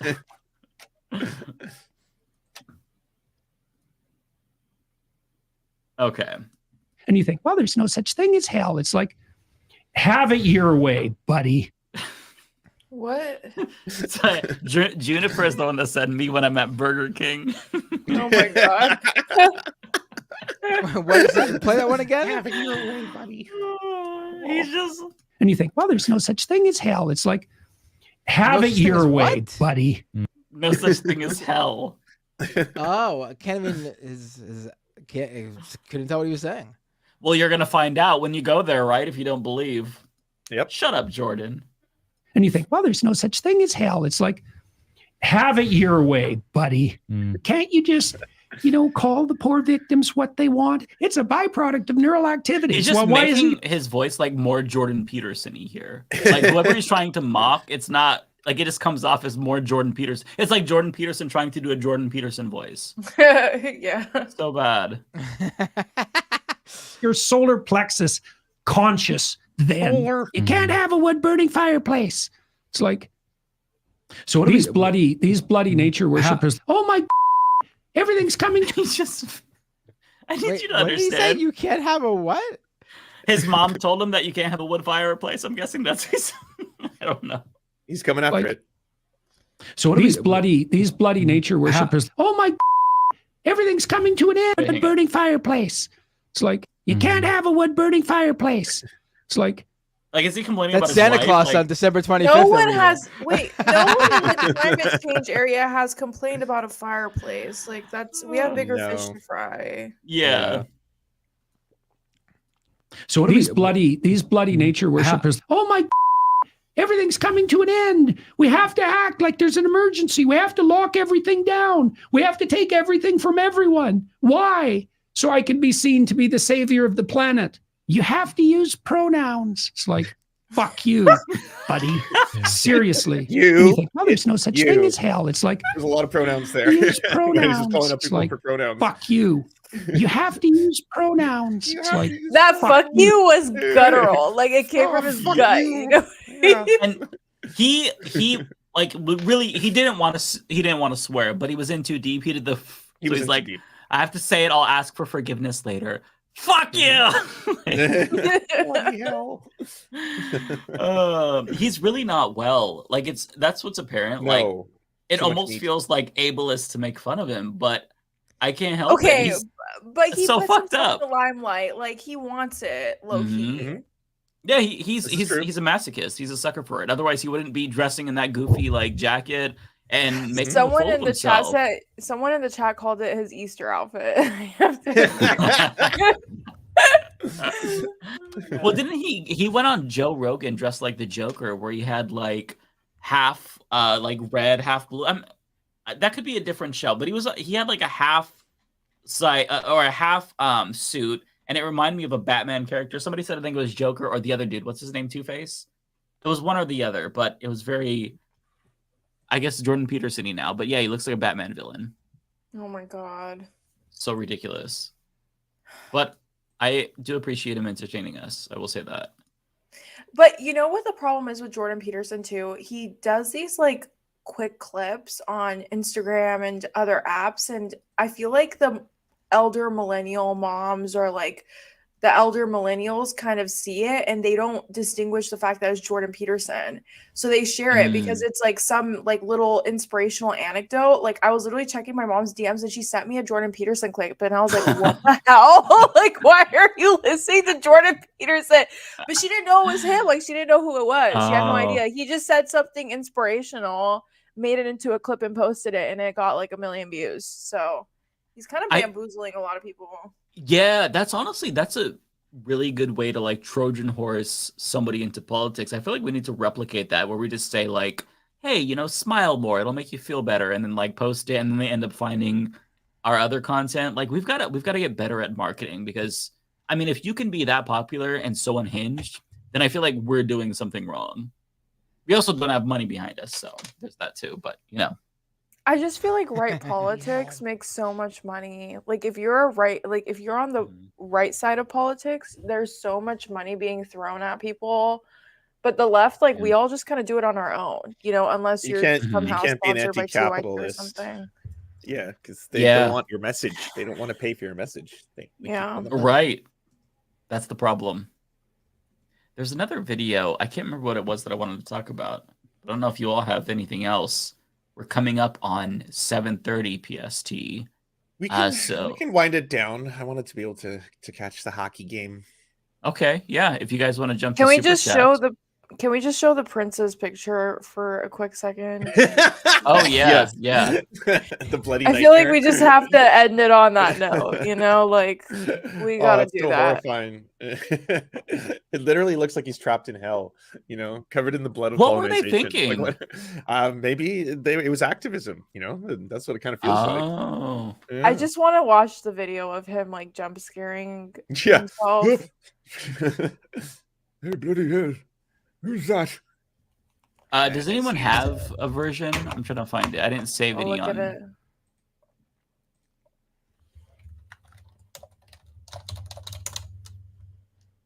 The people asking what is it? It's basically the royal portrait of His Majesty King Charles, and they for some reason decided to just cover him in what looks like lots and lots of blood and hellfire, and think like Hellraiser the series. Okay, actually, I found it. Yeah, I searched for royal portrait. You'll know it when you sees it. I was like, what is this dude's name? Oh, I found it too. Do you want me to send it to you or no? I just pulled it up, so it's okay. Okay, cool. I found a meme version of it though, so it's not even. I have a couple, so I'll do the official one before I get to the memes. No, that's not the official one. There we go. Let me... There it is. Why? Look at his face, like that's the he first looks time so seeing it. He's like, upset. what the fuck? He looks so upset. Like he does not like it at all. I don't know if he's going for this. This dude is in disbelief. Like, is this really the picture? Look at him. He's like, ew, what is that? Yeah. This is or maybe that's the artist. I guess maybe he's in disbelief at his own. Is that the artist? I'm not sure, but maybe he's like, oh, that does look like shit actually in the light. Is that I love the different fucking. Yes, that's the official portrait. Again, haunting. I just don't understand. I hope they make one like that of Joe Biden. I really want whoever's praising Joe Biden's to really pull through. Yeah. All the war criminals should have them. It's a little dangerous to just scroll Twitter like Yeah. this. But, oh, there we go. The Ghostbuster one. That There it yeah, is. that's the same vibes, same exact energy. Just wow. Yeah, I genuinely I can't explain that one. It looks demonic. Like it genuinely looks demonic. Yeah, it does give demonic vibes. Yeah, shame on the artist. Okay, I get that art is subjective, but that is objectively horrifying. It's like an Elden Ring boss or fucking, I don't know. I just it's very uneasy. But we can get to super chats if you all want to. Well, before we do that, why don't we let Ariana Jasmine once again promote and plug her channels and socials and where everyone Thank you here so who's watching on all of these streams can find her. I just wanted to apologize again. I did not know the Three of Stooges. Like I did not know that was a thing. I'm so sorry. I need to like read up more. So I apologize if I offended anyone. I see that was What are you doing? I just wanted to re-apologize and just acknowledge that. My name is Ariana Jasmine. Thank you. I appreciate it. My name is Ariana Jasmine. You can find me on all social media, but I'm really trying to promote my YouTube. So if you guys can go on my YouTube channel because I just made $5. I just got partnered like 2 days ago. So we're trying. Oh, also Bad Trainwreck in Lance's chat is my video editor. So shout out. Oh, so nice. Yeah. I'm a progressive content creator. Well, I started off progressive and then now I'm really socialist. I just don't really. I'm really left leaning. So you guys get radicalized in real time. Yeah, really. I was a lib when I started too. Oh my Wait, god! I have a question. Why are you promoting your YouTube channel? If I just minutes, well, maybe not minutes, but an hour or so ago, you were saying you were making millions off of TikTok. Oh, because I have almost 250,000 followers on TikTok, so I'm like, if I'm gonna promote something, it's gonna be my YouTube. Yeah. Damn. Right. I gotta get on TikTok, and then I gotta ask you to help promote me. You gotta do it before it gets banned. Okay, this might be a little controversial, but you can actually make clips of your videos out of AI. If you are interested, I can. Oh yeah, I know what you're talking about. I know what you're talking why about. What's that controversial? Because it uses AI. I actually think. Yeah. Yeah, I actually think that's like the one rare good use case of AI because I don't want to go through my clips, and I'm not gonna hire someone to do that either. I'd rather hire someone to actually edit long form video and not do like that's dumb what I little do. like cut 10 seconds, 20 seconds worth of clips. That's dumb. So I don't really have a problem with AI being used for that. And from what I've seen I've tried out some of those apps and they work fine. You know, I think that's fine. That's the AI captioning. That's the apps least. are good too. That's the least problematic AI. Like that's not even like you're just clipping the content you're already creating. You can master audio with Adobe's new like AI powered audio mastering software that does all the work that used to take me hours when I was like working in podcasting and editing. Like literally hours of work are now just done in seconds with their technology, right? And I don't think that one's necessarily inherently evil. I think people think that all AI just by definition is like destroying the world. Like you're not stealing art when you're using like the content to wear fill on Photoshop, but that's technically using similar processes where it's approximating what the background is supposed to be in that moment. If you are actually creating something and you use AI in some way to help you with the process, but you're still the one creating it, I think that's a fine use case. People can use AI to enhance one of their own creations. The problem is generative AI that just steals other people's work and then just and the user does nothing, and then they claim, "Look at this art I made," when they just put in two sentences, and the AI platform stole whatever it is. Yeah, I agree. Yeah, well, like the text-based ones, like if you try to have it write something for you, it's basically plagiarizing people. So that's unacceptable. Write your own shit. Yeah, well, if you guys really do want to get into short form, I highly recommend you guys using the AI. Like you pay $20 and it clips out a bunch of like really good segments, and it just kind of does it for you. So if you want to get into Ariana short about form, to drop her affiliate links. No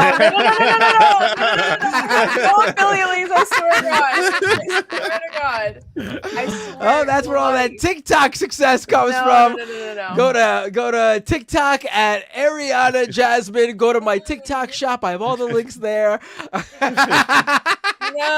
I should have an affiliate link, but I don't. But yeah, I think that would be the easiest one for you guys. Speaking of affiliates, this episode is sponsored by Magic Spoon. Go to magicspoon.com/LeftistMafia to get 10% off your next order. Hell yeah! Just kidding, we're not sponsored, but that's like basically an ad. Like that was good. That was a good. Yeah, ad. I don't got a problem with people. I'll doing try that. Magic Spoon. I don't have. It's a problem really good, with people actually. Using, I don't have a problem with people using affiliate links if they're promoting a product that they. I don't have a problem with people using affiliate links if they're promoting a product that they actually use. I also don't have a problem with people accepting ads if they find that the product is something that would be beneficial for their viewers. Yeah. Lefties were like, I am pure. I take no sponsor. I was like, well, yeah, but like some people do this for a living and need rent. So like, it's. Oh my God. I mean, people ask me, oh, what mic do you use? And I tell them, and it's like, what would be such a big deal if I said, oh, but if you're gonna buy it, you go to this link, so I get a percentage of that. I think that's fine. I'm telling you what the exact product I use. You know what I mean? No, I agree. I feel like people have this perception of leftist creators that it's like, oh, you have to do all this work, but also I'm super broke, so I can't pay you. But also, if you take sponsorships that I don't like, screw you. Yeah. You're not a real leftist. Oh, but then if you wear that designer, you're also terrible. You have no morals and ethics. And it's like, it turns into that whole Hassan Piker debate where it's like, right? Is he a socialist if he drives and has a house? And it's just like, we believe we have a core set of values, but we still live under capitalism. Like we have to put food on the table, whether you like it or not, And if that's with a product that you actually use and you like, I don't see the problem. I feel like people who watch us sometimes are so hypercritical and expect us to be godly, but it's like, I'm just a human. I make mistakes. There's so many times that I actually learn on like when I'm doing my videos, and it's just like so important. Guys, we're people too. Yeah, we have real hearts. I am God. Okay, Matt. You know what? Binder's AI. Binder's just an AI simulation. Listen, it's a good conversation. With all that said, though, I just want to let you all know that I'll be launching Bindercoin, a brand new cryptocurrency. Oh, Get in on it as quickly as possible. Get in on the ground floor. I recommend putting your entire life savings in it. Go to grandma, ask her to put her life savings in it too. And I'm telling you, it's gonna reach the moon, and we are all gonna be living on Easy Street if you just invest in Bindercoin. That's not Bindercoin. You gotta get that cat dude to endorse you, whatever his name is. The one who just came back and was like, "Everyone, I'm back. Buy GameStop," and then everyone's like, "But yeah," and now the thing is like plummeting. I'm like, what the fuck? Man, that guy has some weird power, and I don't know why people listen to him. I don't know if you've seen him, but he literally just has all these like cat shirts and wears cat ears, and it's just like he's the GameStop. Roaring Kitty. He's the reason. Roaring Kitty. He's the reason the whole GameStop memes happened. It's because he called all this, but he didn't. Like he was just like the face of like the whole Reddit movement. That it wasn't like spontaneous. It was quite. Of course, it's more of an. It was a growing movement on that Wall Street Bet subreddit. And he became the face of it. Yeah. Right. It reminds me of my old coworker. And then this time around though, he just started posting on social media for the first time in a couple of years over the weekend, and GameStop and AMC stock pumped again really quick, and I think everyone thought there was going to be another meme stock craze, but there wasn't going to be because there was no movement behind it this time. The guy just started posting on social media. I mean, honestly, it wouldn't surprise me if we find out that the dude on Friday bought a bunch of GameStop and AMC stock, and then over the weekend pumped it by just posting on social media, and then he sold on Monday when it peaked. And everyone thought and I don't know if he would have done anything wrong in that instance. Like he has this weird phenomena where like, it's not like he told people to buy. He just like posted a few GIFs on Twitter and people are like, oh, he's posting again. Okay. But to be clear, he held for so long when he could have cashed out and made something like $40 million. Like that's how far it went. And everyone was like following him to see if he would sell or not. And because he didn't sell, that's why the whole movement was like, hold the line, blah, blah, blah. Like he was definitely he did sell. Yeah, and then eventually he sold. Yeah, of course. I mean, he got he to a knew what point he where was it's like, doing. yeah. He knew what he was doing.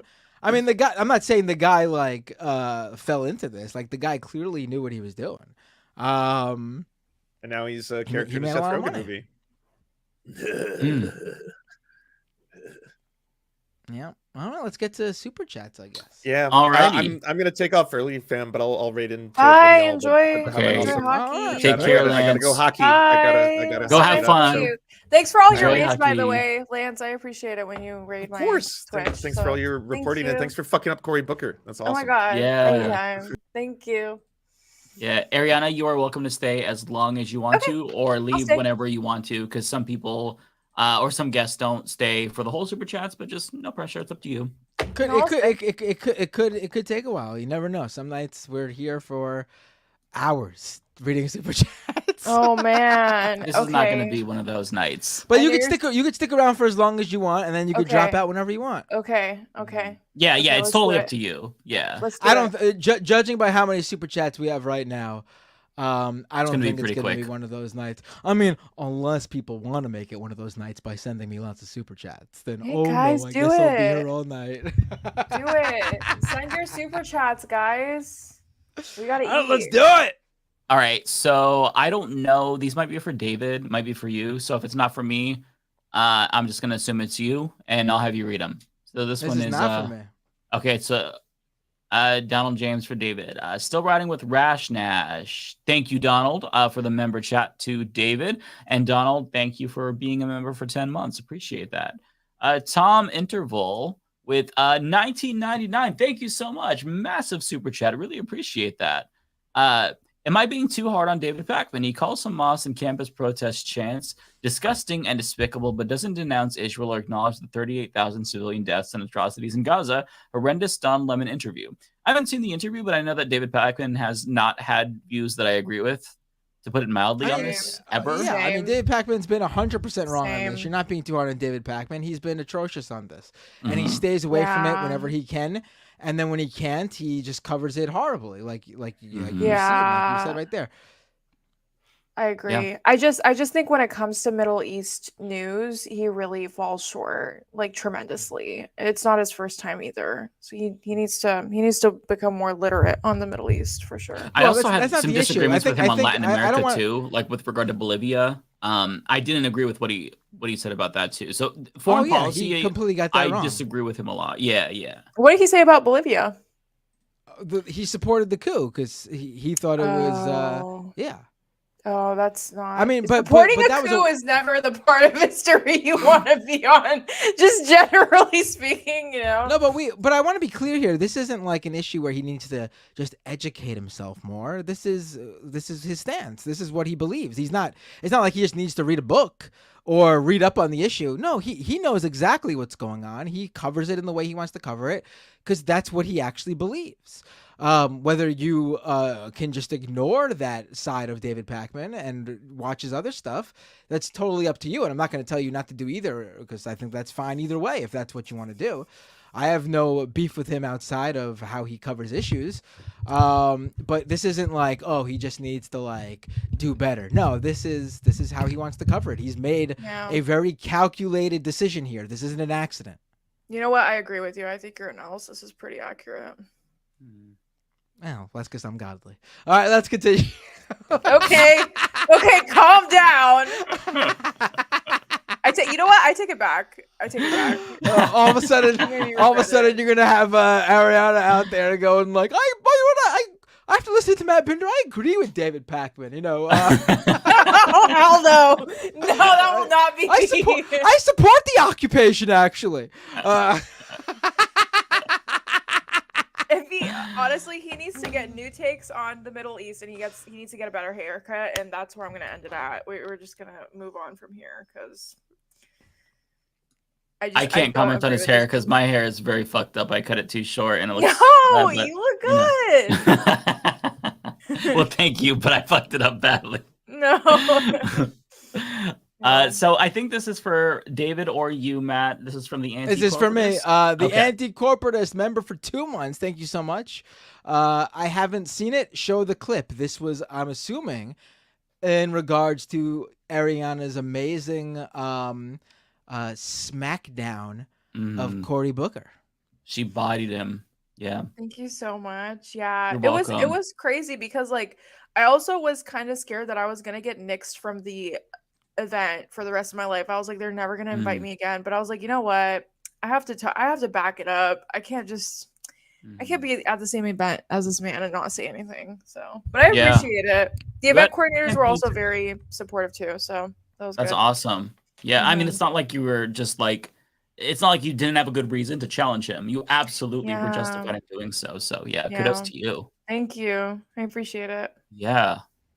Okay, Kowalski 999. Thank you so much. Mike, please let everyone in the panel know that they have at least one Republican politician from Nebraska that is a fan of the leftist mafia. Yes, and I'm a fan of that Kowalski Republican. Killed it on Tuesday. He ran in the Republican primary against the before he decided to run unopposed incumbent, and he got over 40,000 votes with literally no campaign, just running. Yeah, it was like he got like 20-something% of the vote. He basically forced the Republican senator from Nebraska to actually run a campaign and spend like 6 figures just to be sure that she won. Even though if he didn't run, she wouldn't have spent the dime because there would have been no election. What I didn't know though, he called into my stream last night, and this truly shocked me. In Nebraska, it costs money just to file to run. It costs 1% of the salary of the position you're running for. So Kowalski had to pay $1,700 just to run for office. Wow. Yes. And he got second place, but I mean, still, I mean, it's that's crazy. And then I looked it up, and there are other states that have similar schemes. In New York, it doesn't cost you anything to file. I was truly shocked to find out that there are places that charge you to do that. And then people wonder why more regular, everyday American citizens don't run for office. Yeah. Imagine you live in Nebraska, you want to run for office, and you can't come up with almost $2,000 just to file. And that's before fundraising. That's like you file before you do anything. Like, that's insane. Right. Yeah. And then I looked it up. That's the case in California as well. 1%. That's true. Yeah. Yeah. It's true. I didn't know that. That's what about where you are, arguably. Mike? Do you know? I don't know. Yeah, I was actually looking to run for a local position before I started my platform, and that's actually it's true to a certain extent. I don't know the details exactly, but you definitely do have to pay to register for sure.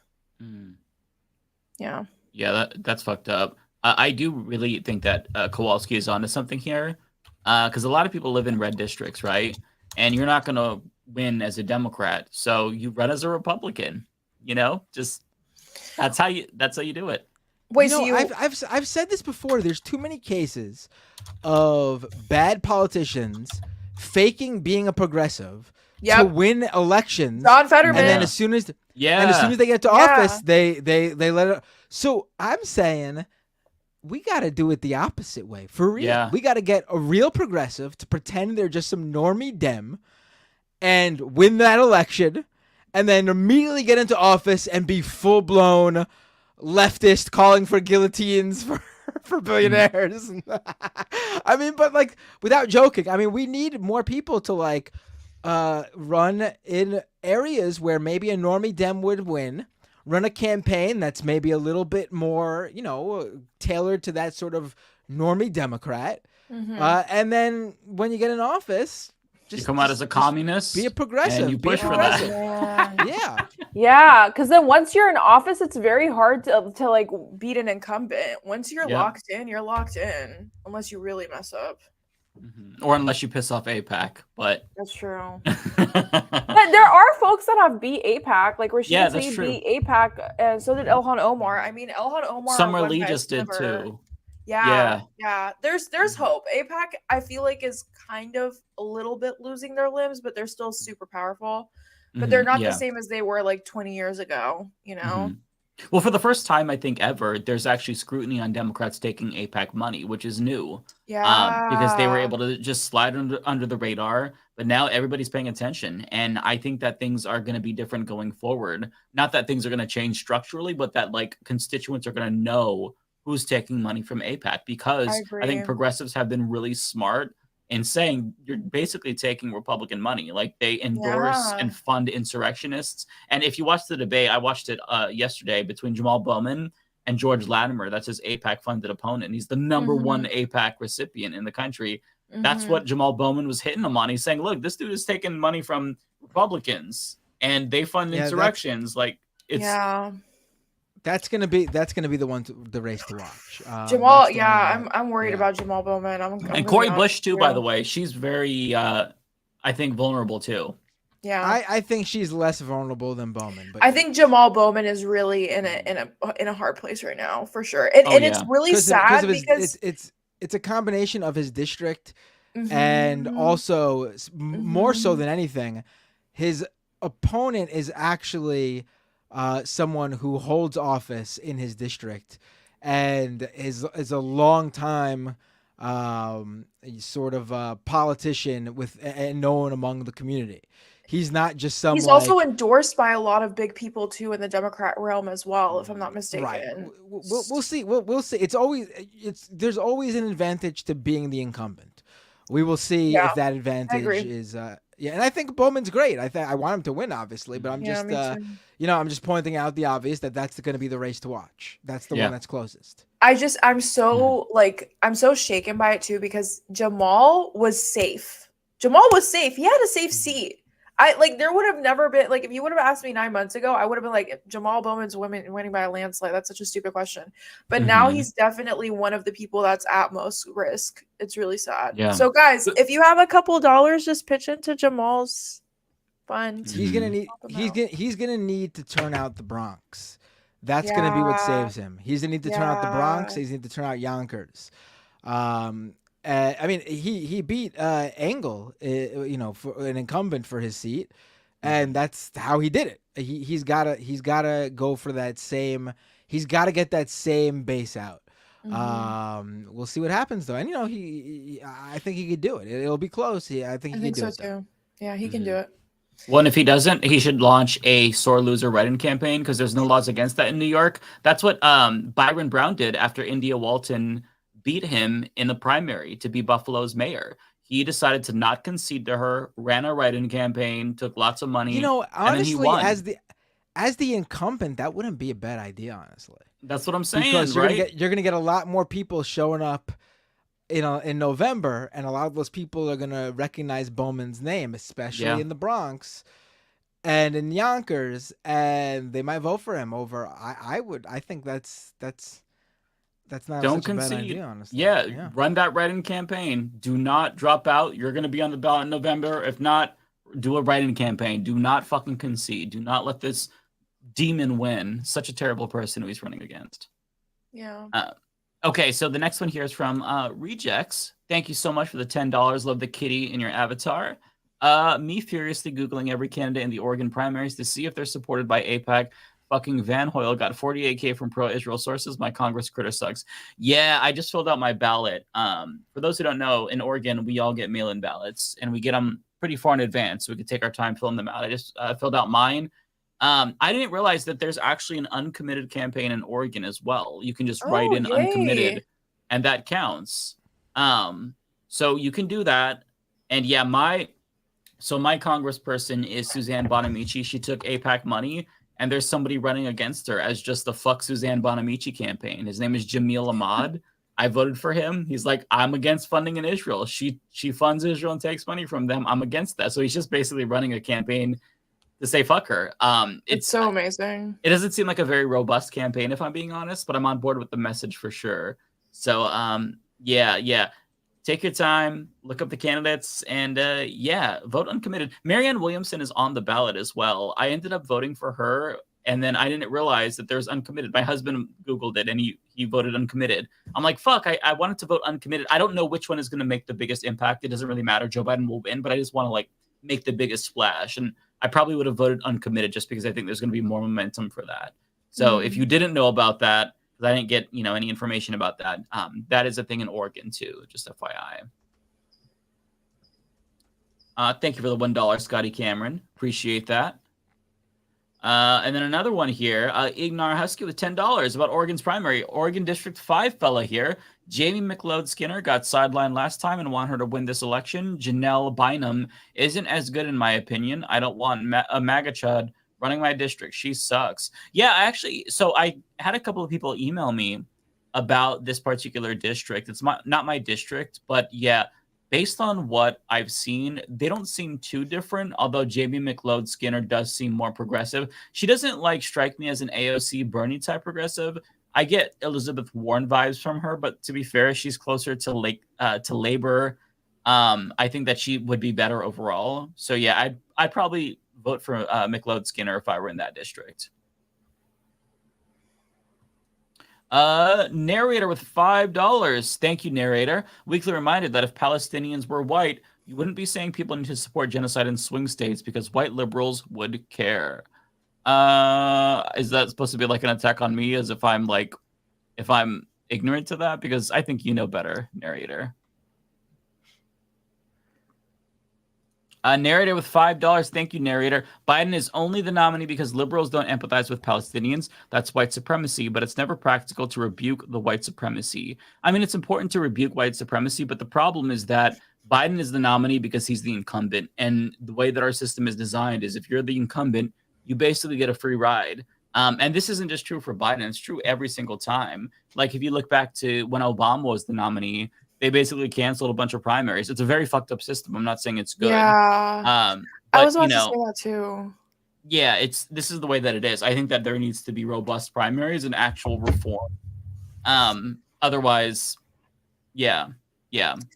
I just think Biden's the only, regardless of whether it was Biden or not, it was going to be a Zionist, period. There's no way the Democrat Party would have propped up anyone that's not a Zionist. So, I mean, I guess to some extent it is kind of true, but it's also kind of, the comment is very negating a bunch of other problems with the system that exists as well. Well, yeah, I mean, it's what narrator doesn't understand, with both of these comments, is that it's a no-win situation, right? Voting for Biden is terrible because he's Genocide Joe, but if he loses, then you get Donald Trump, who is a white supremacist, also did do genocide. He vetoed the resolution to end U.S. complicity with Saudi Arabia's genocide in Yemen. So it's a no-win. So you can't shame people in swing states for making that tough decision, because either way we're fucked. And you can't say somebody's a bad person or they're privileged because they're voting for Biden in a swing state. That's bullshit. You're voter shaming, and I reject voter shaming. Because either way, we're screwed. It's just a matter of how fucked are we going to be going forward, and I think that's important to recognize. We have Koya Demon with $4.99. Thank you, Koya Demon. Buttigieg is the personification of a rainbow-painted boulder meant to prevent unhoused encampments on sidewalks. That's pretty apt. Yeah, I mean, look. He is a neoliberal through and through. And if he were to win something or a higher office, he's going to be the same as all the other neoliberals, right? The difference is that his brain isn't broken and he can string together coherent sentences, but it's continuity on the inside, change on the outside. I want somebody who's going to actually try to change things.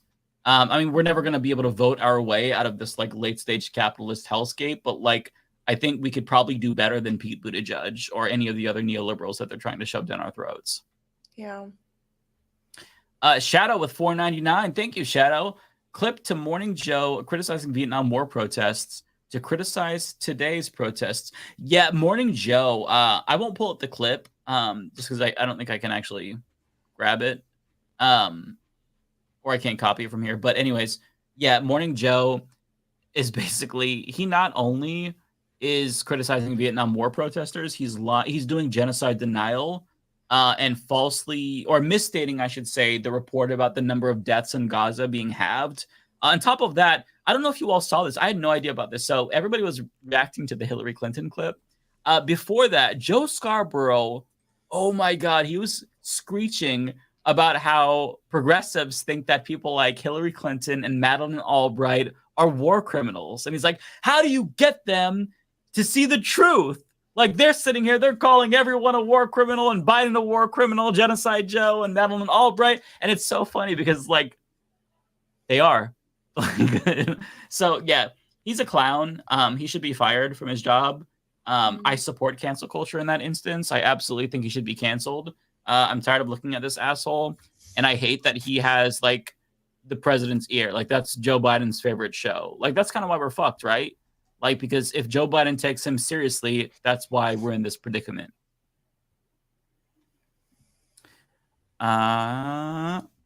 Celeste with $5. Thank you, Celeste. Hope y'all talk about the blocking celebs trend from TikTok. Finally, people are waking up. I did see that. Did you guys hear about that? Yeah, it's a pretty big thing. Yeah, it's huge, actually. I know Taylor Swift lost like hundreds of thousands of followers. If I'll try to recap it just briefly here, but basically after the Met Gala, people realized how out of touch celebrities are, and somebody on TikTok was like, let's fucking block them. You might know more than me, Ariana, since you're more plugged in with TikTok. Sorry, I just think the string of events is super important for context. So the Met Gala, everyone was doing these like just juxtaposed videos of like, okay, Met Gala and, you know, making Hunger Games references. And then this one TikToker called Haley Bailey, she made a video and she was like, let them eat cake, referring to, I believe it was, who was the French person, like the French monarch that said, let them eat cake? Marie Antoinette. Marie Antoinette. Yeah. Yeah. So she did a voiceover of Marie Antoinette saying, let them eat cake outside of the Met Gala in her whole like outfit. And so everyone got really mad. And then the block trend started where people started blocking Taylor Swift, Kim Kardashian, Beyonce, essentially any big celebrity that could have used their platform for good but chose to stay silent because, you know, status quo is much easier. But I feel like it kind of like devolved a little bit because people were putting out lists of like 100 people to block, and I just don't think people have the attention span for it. But it was still cool. Like, a lot of people lost a lot of followers from that blocking trend. It was a cool way of like online mobilization. And it seems to be somewhat effective because I know that Lizzo, she shared like the GoFundMe link to a doctor in Gaza that's trying to get out. Yeah. She also shared links to GoFundMes for people in Congo and Sudan. So there's one. So there's a reason why she did that. There's a reason why she did that. Do you guys remember that award she accepted and she brought on like 17 or 16 different activists when she won like I believe it was like some sort of a feminist award? I don't remember. She went on stage and you guys don't remember? Okay, so she went on stage. It was like a huge, I believe it was the People's Award, if I'm not mistaken. And she had 17 different feminists behind her. And she was like, we need to uplift, like feminists are like, they're all standing with me, like female empowerment, all that stuff. And then she kind of went ghost for Gaza. And a lot of people were calling her out on that. They were like, at one point you use your platform to prop up activists, but now you're not. And so then that's when she got called out so many times after the blocking trend that she started making videos. And then people were mad because they were like, you have money. Why are you asking us to donate? Why don't you just sponsor that family's GoFundMe? So it was a whole entire mess. But yeah. That makes sense. I think that's pretty legitimate. Yeah, I'm hopeful that Gen Z hates celebrity culture because I've always found it to be really insufferable. I hate that we deify rich people. Like, you can be a fan of somebody and think that they're a good singer or actor or actress, but like the way we treat celebrities in this country is genuinely nauseating. Like, we treat them like they're gods and royalty, and they're just like us. Like, they shit like us, they eat like us, they're nasty, like fucking they're not farting. Like me. No, you're godly.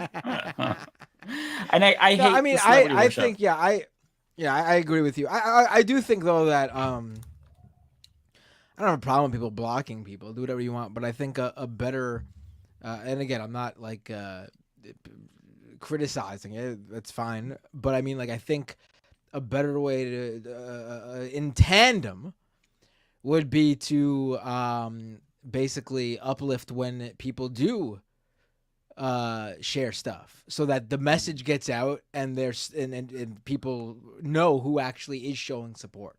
Because I think that's more meaningful than like pointing out when people just are not saying anything. Like, fuck them if they don't say anything. Just ignore them completely.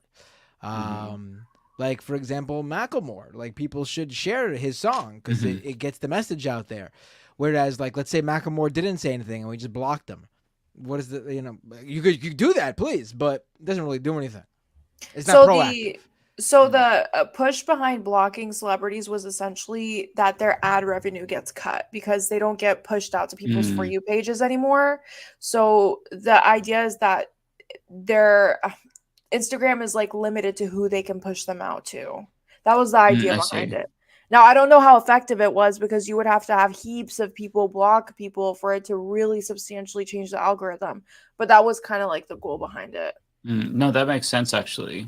Because, I mean, if you're an influencer and you make your money from these like Instagram ads, and you're gonna notice that 300,000 drop if you're Taylor Swift. Like, I don't know how many million she has, but you're gonna notice that.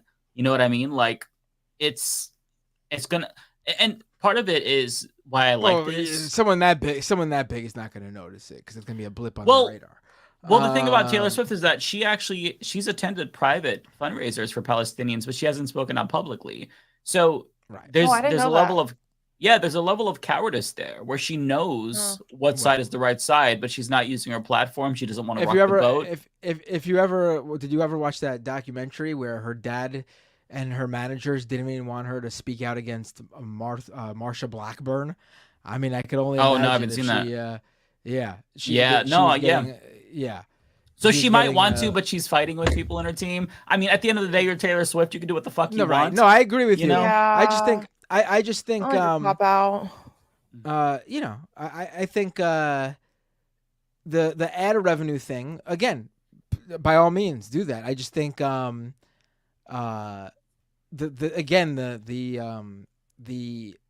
focus is on something else. Do you know what I mean? Like the purpose should be, we want people to speak out about Israel and Palestine because we want the word of the pro-Palestinian message to get out there so people know what's going on. Cutting into a celebrity's revenue, while maybe deserved, doesn't do that. Do you know what I mean? I think that's fair. One thing that I will say is that it's a net good in that these types of campaigns raise awareness in general to where people who don't necessarily know what's going on, they might want to jump on that bandwagon and get them to research it. Like, I've seen smaller TikTok creators, small meaning like hundreds of thousands of followers. So not like small, but like they responded to this after people have even pressured them saying, I didn't know anything about this myself. I was ignorant. So I Googled Gaza because I didn't even know where it was on the map. And I think that things like that kind of demonstrate to me why this is important, even though, I don't like the centering of celebrities in particular. We should already hate celebrities and block celebrities, but I do think that there's some good to this. And if you're not necessarily super savvy and you don't know what's going on, you just see all this this talk of celebrities, it might be a really good hook for someone to kind of like dig deeper. But I think that what you're saying is valid too, Matt, where it's like, I mean, if everybody kind of got together and said, like, politicians and did that, you know what I mean?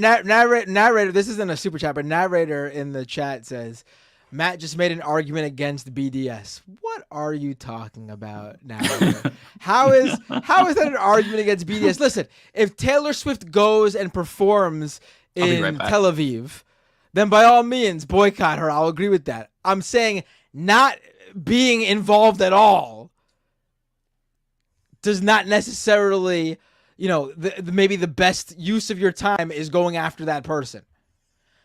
BDS legitimately goes after organizations and businesses that profit off the occupation. That's an entirely different thing.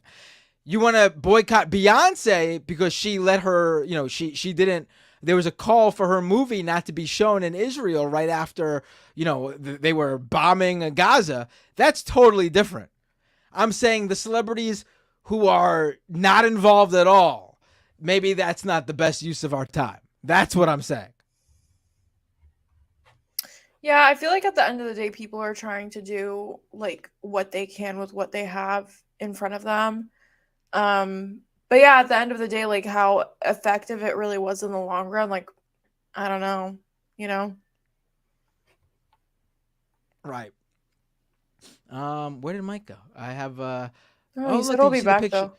Did you see I know the picture of picture is Mike? hilarious. Oh my god, I saw that earlier and it's so funny. It's Mike and his mom. Oh, really? No, it's Carrie Lake. Okay, I thought it was Carrie Lake. Oh my god, stop! You almost gave me a heart attack because I was like, "That's definitely Carrie Lake," and then you were like, "It's her mom," and I was like, "Wow, she really looks like Carrie Lake." But I wasn't about to say that out loud. Oh Did you just say my mom looks like Carrie Lake? He just gave me a heart attack. I thought he was gonna cancel me. Mike, you did this last week. I was doing a callback. No, he was like, "That's Mike and his mom." After I was about to, and I was like, "That's Carrie Lake," but I wasn't about to say your mom looks like Carrie Lake out loud. You know, I'll think that. I won't say that out loud though. What's so funny is I posted that on Instagram, and there were comments. Somebody was like, "I thought that was Carrie Lake for a moment." I'm like, "Bitch, look again." That is.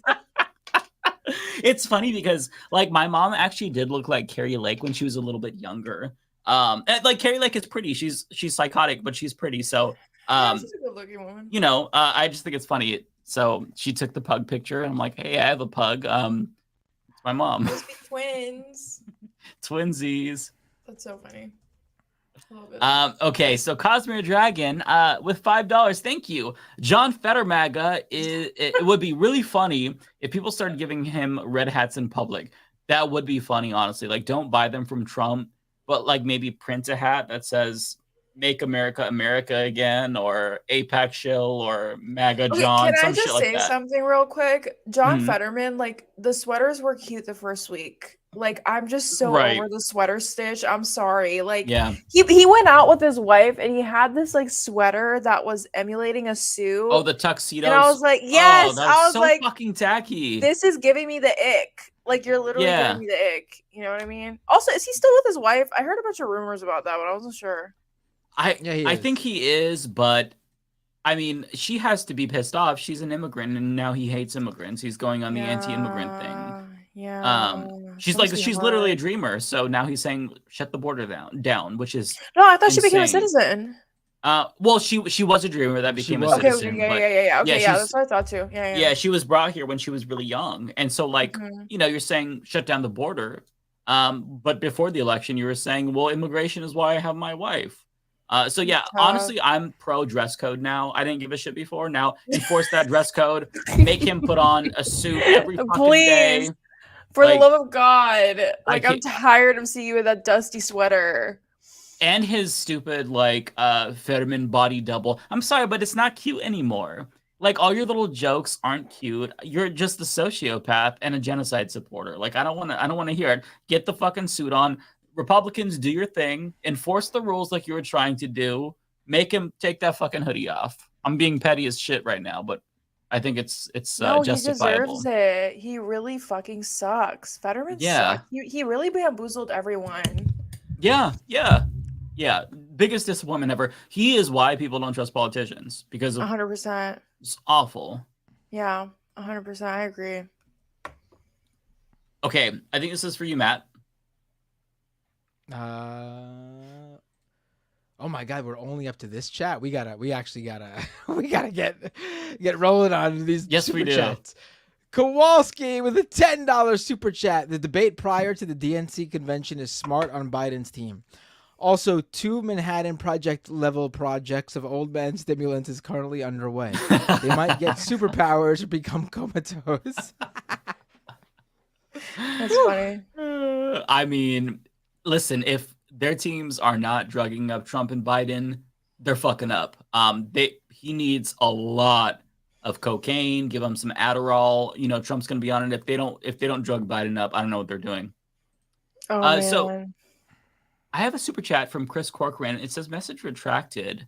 So I'm not sure if you want me to read it. I'll pull it up. Read it. It was Just too 'cause you late. You sent got it. Caught in 4K. That's it. We got him. I think What if was he Biden's trying to supporting- retract? We got him. So there's a different one too. Oh no. So this is not the retracted one. So this is a different one that he sent in. It's out of order though, which is throwing me off. But anyways, Chris says, I think if Biden's supporting Bibi, I could see Trump campaigning to continue the fight with Hamas. Could that motivate people to vote against him? So if Trump said continue the fight with Hamas, could that? I'm not sure. It depends, right? Because the people who are really plugged in on this issue, they are like they're not going to be fooled by Donald Trump. He's not going to be able to hoodwink them. Or convince them that like he's going to or no. I'm saying the opposite of what I'm trying to say. What I'm trying to say is so like if Trump tries to be like more pro-Israel, I don't know that can really make a difference because he's already kind of doing the whole Biden isn't supporting Israel enough thing. I don't really think that's going to matter because like Biden is supporting Israel as much as you possibly can support Israel. So all Trump really has to do, and I think he probably will do this, is not say very much and just sit back and let like Biden's own base go after him. He like Trump is an imbecile, but he does know when to like what pressure points are going to hurt the Democratic Party. Like back in 2016, like he actually on the debate stage, he talked about how Debbie Wasserman Schultz fucked over Bernie Sanders, and it's Trump. He's terrible, but he was correct about that. So I think that he's going to shut his mouth here. And when he needs to be pro-Israel, he will. But for the most part, like, I don't know. I don't expect much to change from him. Yeah, I think he's going to be very strategic. I don't know though. He's kind of unpredictable, so maybe. That's true. He's kind of focused on his own thing to talk about policy, like his indictments and trials. Yeah. He's probably gonna focus on that more. Yeah. Okay, so I think this one's for you, Matt. Yep. Regex with a $10 super chat. Still haunted by a picture from the Iraq War of a little girl covered in her parents' blood, killed as their car approached the U.S. checkpoint. I can't look at the Palestinian images as a father. It's been extremely, I think if you are a regular watcher of anyone on this stream, I think you can see a very, a change in our demeanor over the past couple of months. And this has everything to do with it. It's been... And again, this is we are the least affected by this, and it's still like, oh my God, I can't. It's important not to turn away, but also for your own mental health, you need to sometimes just not turn away from what's happening, but turn away from the visual reminders of it. Yeah. If you just kind of like. If you look at that nonstop and you're reminded of how hopeless you are, it does affect you, So yeah, it's just fucked. It's really yeah.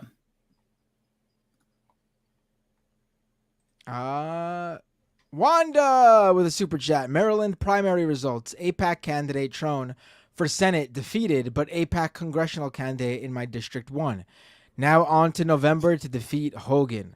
Yes, absolutely. Hell yeah. I'm glad to hear that, Wanda, because Wanda has been following this really closely and trying to get people to... You know what's crazy about the Maryland congressional candidate, though? The AIPAC one that won. She defeated one of the January 6th cops who were running for election. Oh, really? You would think normie Dems would have absolutely flocked to vote for that guy. Wow. And they did not. And he was pro-Israel too. Like he it wasn't that he was anti-Israel. He was pro-Israel as well. He just didn't accept. He just wasn't accepting the like dark money or whatever. Yeah. That's telling. Sam, member of Super Chat. Nice to see you, Sam. Hey, y'all, did you hear of the Kansas City Chiefs kicker who got controversy for saying women shouldn't work, attacking DEI, LGBTQ, and more? Yeah, I saw that. Yeah, he's very clearly high on the Kool-Aid of, like, the Daily Wire. He watches Matt Walsh. And he's gay. Incel. Oh, what?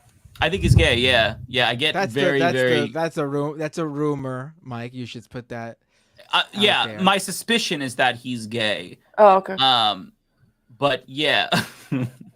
I do love that he's talking about how it's important for men to be masculine and manly, and then you find out that he's like the fucking Kansas City Chiefs kicker. Like he walks Like out the there. weakest position.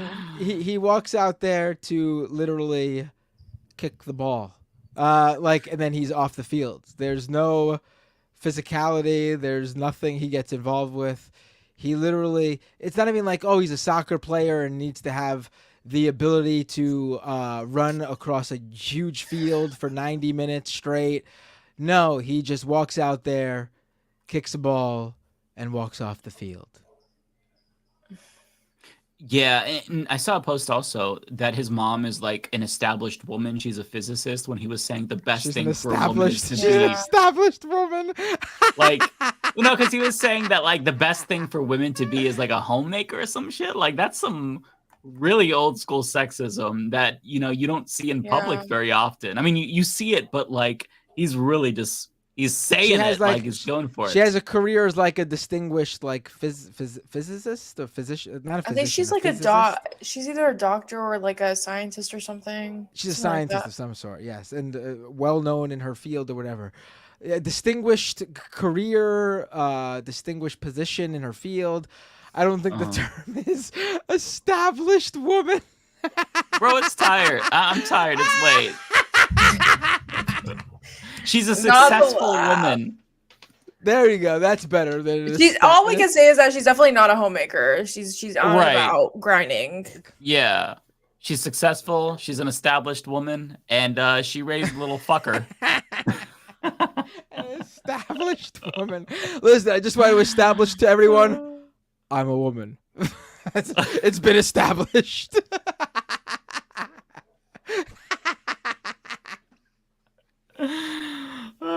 Don't give me shit. The chat's giving me shit. Fuck off. Okay, it's late. Get off my ass.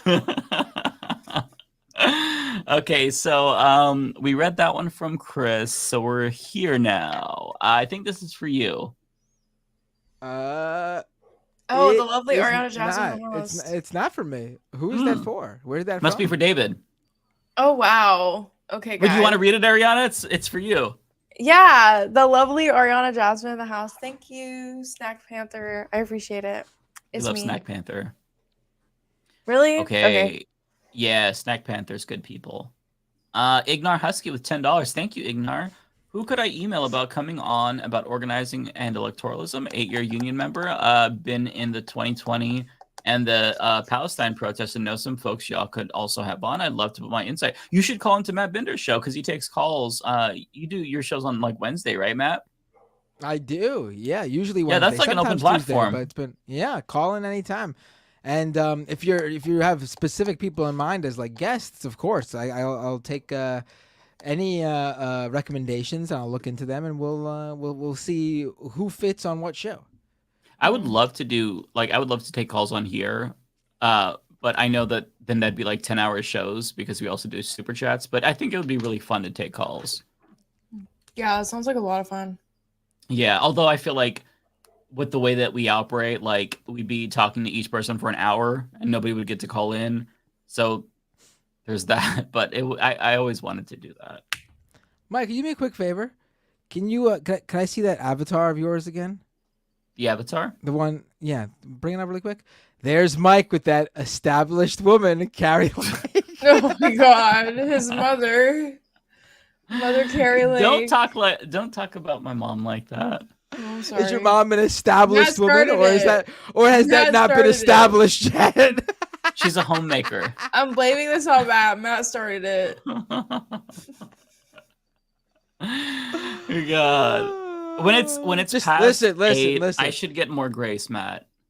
Yeah, yeah. I think the established woman's gonna get some. We're gonna have some fun with that one for a while.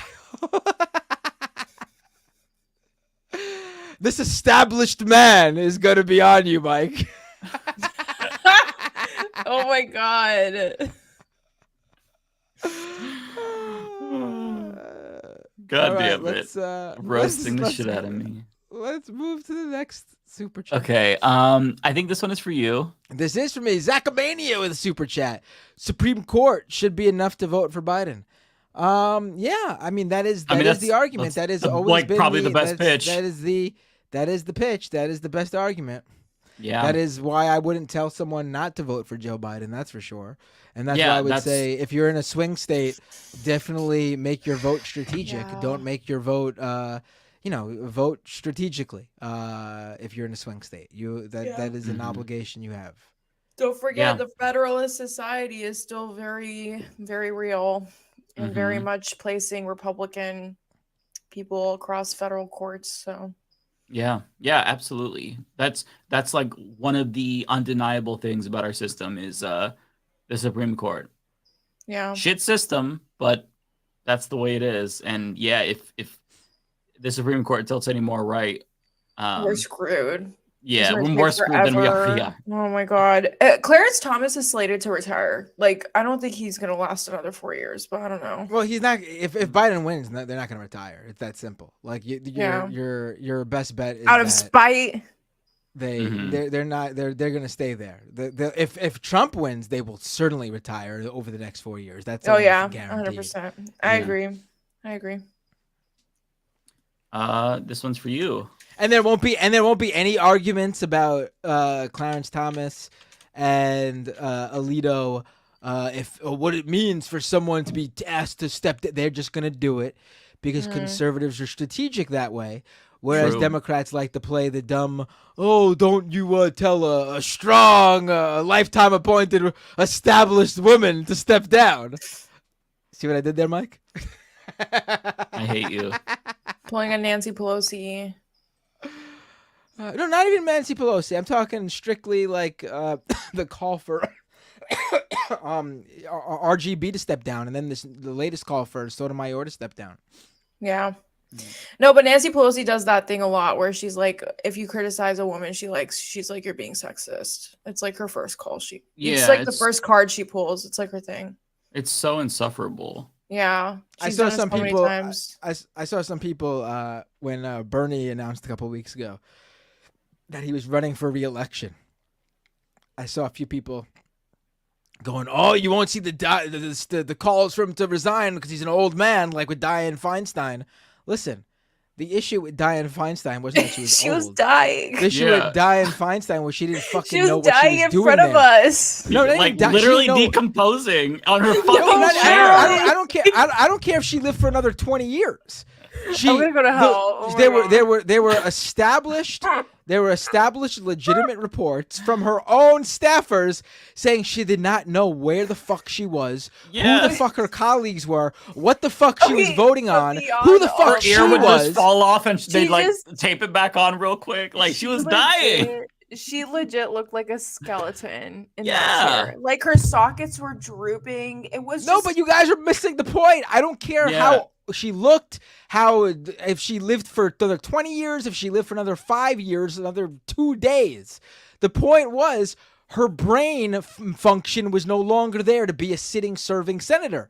And that could happen to a 40-some-odd-year-old, a 50-some-odd-year-old, looking at John Fetterman. It could happen to a 80, 90-some-odd-year-old. If your brain is not in the capacity to serve in this position, you should not be able to run. I don't care if you're 35 years old. I don't care if you're 99 years old. If you're snap and ready to go and you're smart and quick on your feet and you could do the job, then you could fucking run for as long as you want. I don't care how old you are. So you said that you didn't care if she died, so you'd be fine if she was still alive, Matt? What? Listen, if Bernie Sanders' brain capacity was no longer there, I would tell him it's time to step down. Out of compassion, right? Because it's like when you're that old, you shouldn't be there. But he's fine. Yeah. He's absolutely fine. Same for, I don't know, throw another old motherfucker at me and I'll tell you the same thing. Listen, as much as I don't like Nancy Pelosi and I think she's, completely wrong-headed, I don't think she's out there telling those lies about Russia and China controlling pro-Palestinian protesters because she's going senile. I think that's actually her calculated way of trying to demean the protests. And she's just dumb. I want her to resign because I don't agree with her politics. But the fact of the matter is she's not going senile like Dianne Feinstein. Yeah. was. Yeah, and they know this, but they just, they want to try to bring back the Bernie bro trope or some shit or sexist progressive shit when they know why we're asking Sotomayor to resign. It's our civil rights and civil liberties shouldn't hinge on the survivability of like an old person who is sick. You know what I mean? It's their only defense. Sexism is their only defense. And it's Right. like, no, babes, you're dying. Like, we're literally watching you decay. You need to go. You know what I Yeah. mean? Seriously. So sad. Okay, so this is from Mike Thompson. I think this is for you, Matt. It is Mike Thompson with a super chat. I like the Green Party, but I do wish I would hear from them during the off seasons. I mean, they'll never be. No third party will ever be taken seriously until they do that. It's not even like I wish they would do that, because they need to do that. Otherwise, this will continue in perpetuity. Listen, I'm not saying all of a sudden one of these third parties will suddenly rise up as one of the two parties in a two-party system. I'm just saying more people would take a look at them, and then eventually maybe more of them would be voted into these lower offices, and then eventually they would get some national politicians into office, and then eventually when they're running for president and there are sitting incumbents in their party advocating for them, they'll be coming from a place of with some power than coming from a place with absolutely no power, like they do every 4 years for the past, like, I don't know how many decades. In their defense, though, there are some Green Party activists that are always mobilized. Like Margaret Flowers, for example. Like, she was a Green Party Senate candidate, I think, in, I want to say, like 2017, 2018. And she was really active on the ground for net neutrality during the Obama administration. Like, she went in front of Tom Wheeler's house, blocked him from leaving. So there are individual Green Party activists that do well. But I absolutely agree that, like, the overall apparatus should do better at mobilizing in non-election years. I think that really is what's been lacking. And they do it, but they need to do it much, much more than they are right now. Yeah, I honestly feel like there's a lot of momentum with the third party movement. I feel like if they really use that momentum right now and they fundraised a shit ton of money and they started really working on expanding and localizing across different markets and building, like, groups, kind of like DSA. I think DSA has done a great job at mobilizing off season too. Agree. And they've grown a lot. Yeah, but DSA, I actually disagree with you. I don't think there's any power in third parties right now. I don't think there's even going in that direction. No, but we're just talking about the potential that they could have if they actually took advantage of, like, the momentum that's happening right now. Yeah, because the DSA actually does great work with organizing. They're not a third party, though. I know, but if the Green Party fulfilled that, like, function, you know what I mean? Yeah, like, it's the best comparison I can give. Like, but the reason why the DSA is so successful, though, is because they are working within the system. That's the thing. Like, they are endorsing progressive Democrats. If they did the same thing with third party candidates, they would be a failure. It just would not. It would just not. They wouldn't. Do you think that there's general potential, though, if they actually mobilize, like, third parties? Because I feel like that potential is there, even though it may be minimal.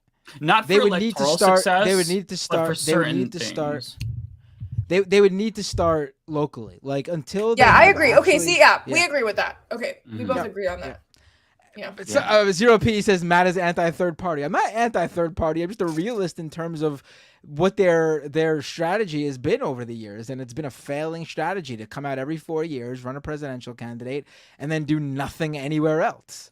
Yeah, there needs to be a much bigger emphasis on changing the system. Otherwise, they will just be forever, like, disenfranchised. And that's not a good place to be. So, like, listen. Let's say you have a favorite sports team, your local team. For me, okay, here we go. The New York Mets. Let's say they suck. And you don't have to really go that far out of, you don't really got to really imagine to get there. I support the team, but if they're constantly losing, then it's time to get a new GM. It's time to get a new bullpen. It's time to really change up the roster. That's what I'm saying here. Me saying that critique that the Mets need to look completely different, that doesn't mean I'm anti the New York Mets. They're my team. But I'm being a realist. They need to do something so they actually win games. Yeah. Okay, so this next one is for you, Matt, I think. Is it? Let's see. It is Jacqueline Terrell with a super chat. how do you say her name, Mike? You said it earlier. Kishma Sawant, or how do you say her first name? Shama Sawant. Shama Sawant is no longer in power. She's a podcaster now. LOL. Yeah, I'm really disappointed about that. I remembered that when they were talking about it earlier, but we'd already moved on. Yeah. Oh my God, I was gonna sneeze. Bless you. And we're on me, and Bless everyone's you. stopping and watching me sneeze. It's okay. Bless you. Yeah. Yeah, she's no longer in power. She's a podcaster now. Yeah. I wish she ran for Congress. I think that would have been really, really cool to see her there. But yeah, her choice. This for you. is also for me. For Resto with a super chat. I got elected school board unopposed in a rural area, and I highly encourage other people to run for local seats. If no one runs, the mayor appoints it. Yes, please run. Because listen, you run, and you win, even if it's something like this, and you immediately start meeting people within the community, just from your position, and then from there, if you have higher aspirations for office, you will have that built-in community support. Yeah, I agree. So do it. And even if you're not, you don't have higher political aspirations, maybe you can use those connections you make in the office you have to help get out the vote for a candidate that does and that you support when they run. Also, just to remind people, for a lot of the local seats, they're part-time jobs. So you can still do your regular job and be a city council person or a school board person. Like, it's not, I know a lot of city council positions, even in the Bay Area, is part-time. So you can still live your regular life and be hold political office. Mm-hmm. Yeah, that's really cool. I'm glad that you shared that for us, though, because I think that people really, even just the local office, people kind of think that it's just this really huge barrier, when in actuality, you can feasibly win this. Like, you don't need a huge grassroots campaign. So that's really cool that you shared that for us, though. I appreciate that. Good for you. 100%. Yeah, of course. Mike Thompson with a super chat. Macklemore has been pushing for land back. Wacklemore, you mean? I'm just kidding. That's awesome. Yeah, good for him. He's growing up. We all used to be cringe when we were younger, and he's okay. He gets a pass. Evolving. Yeah, we can give him a pass now. Also for you, Matt. CPU Alpha with a super chat. Hey Matt, it's the dude from Alberta you interviewed yesterday. My wife watched our chat and wants to jump on next time. Oh, so well, you could take this this super chat in many different ways. You said it, not us. Yeah. But basically, what happened was a listener called into my show last night during the live stream, and basically they told me the story of how they were a big Rogan fan. They were further falling down the right-wing rabbit hole, and as this was happening, and their marriage was failing, and his wife was ready to leave him, and then he had this epiphany where he just needed to step away from who he was and what he was doing, and just spend time with her. And in doing that, he found his relationship started to get better. He found leftist media, and it all started to make a lot more sense to him. And he completely changed his worldview, and him and his wife are good now. They have a kid. You saved a marriage. Yeah.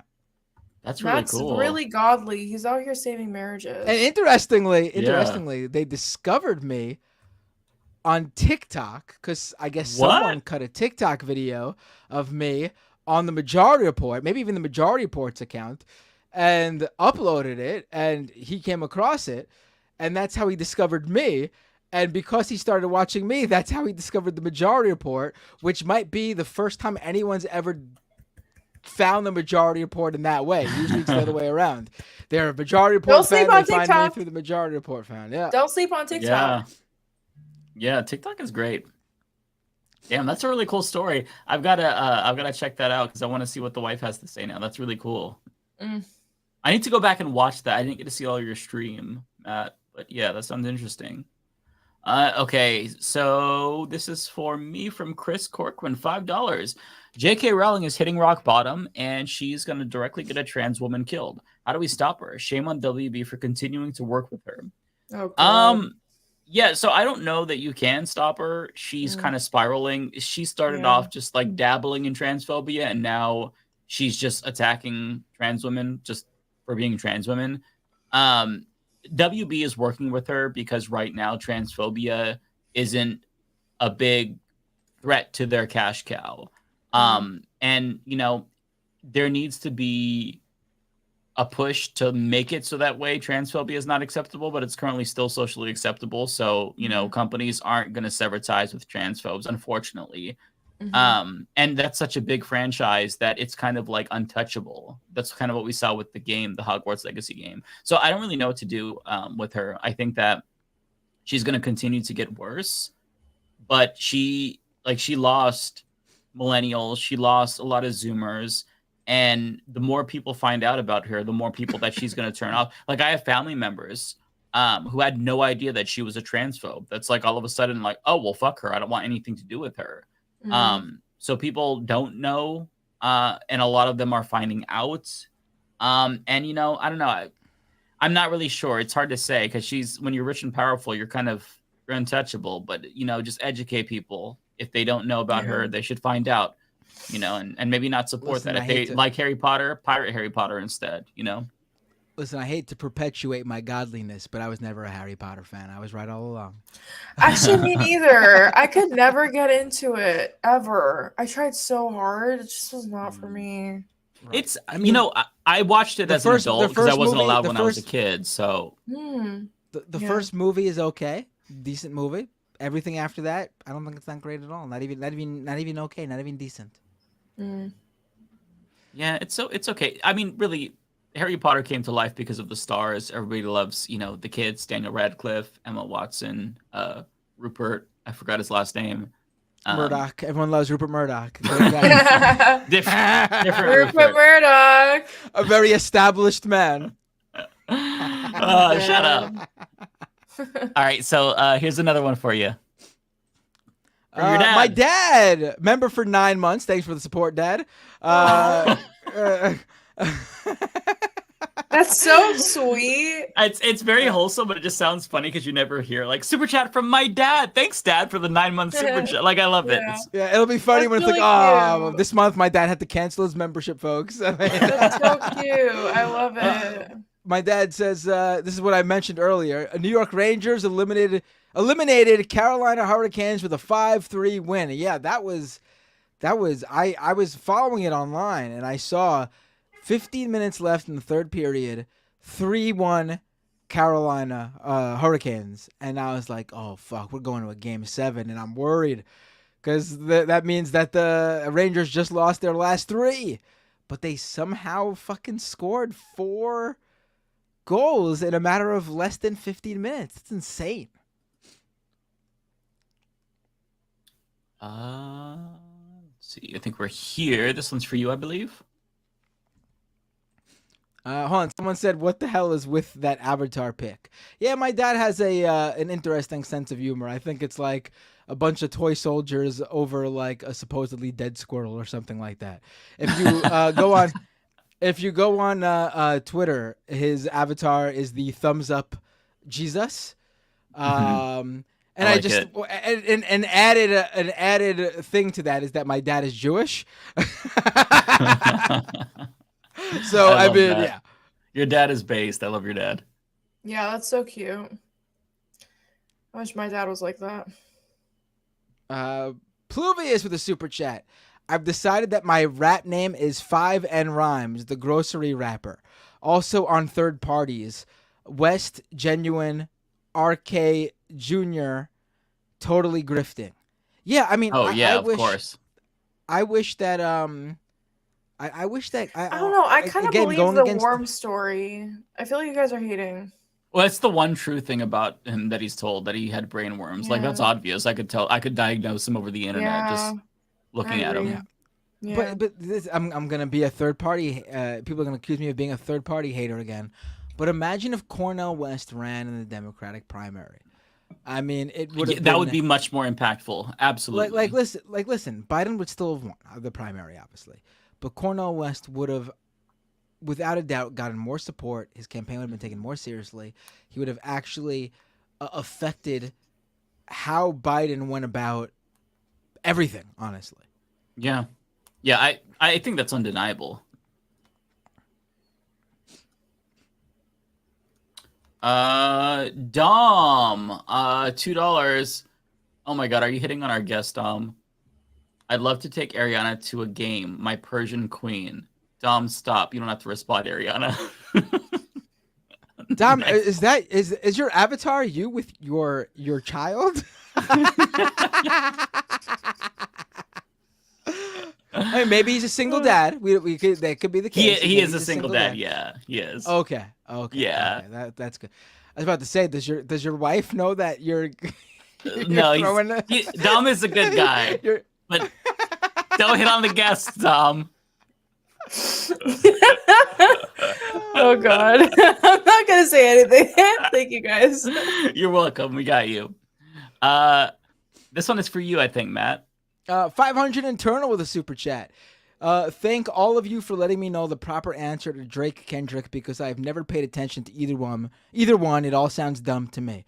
Yeah, I agree. I think listen, if it was any other time I would have been like, yeah, it's the usual pop culture stuff, but it was very weird that like this was like the talk of the town when like things were getting really serious with the impending invasion of Rafah, and like I feel like I was in some sort of dystopia where like Twitter was pushing all this Drake Kendrick stuff on me while like my actual feed was talking about how like, oh my God, it's gonna get even worse in Gaza. You know, it was very weird.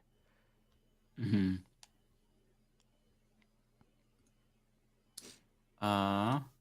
Another one for you. Fred J. Walsh with a $10 super chat.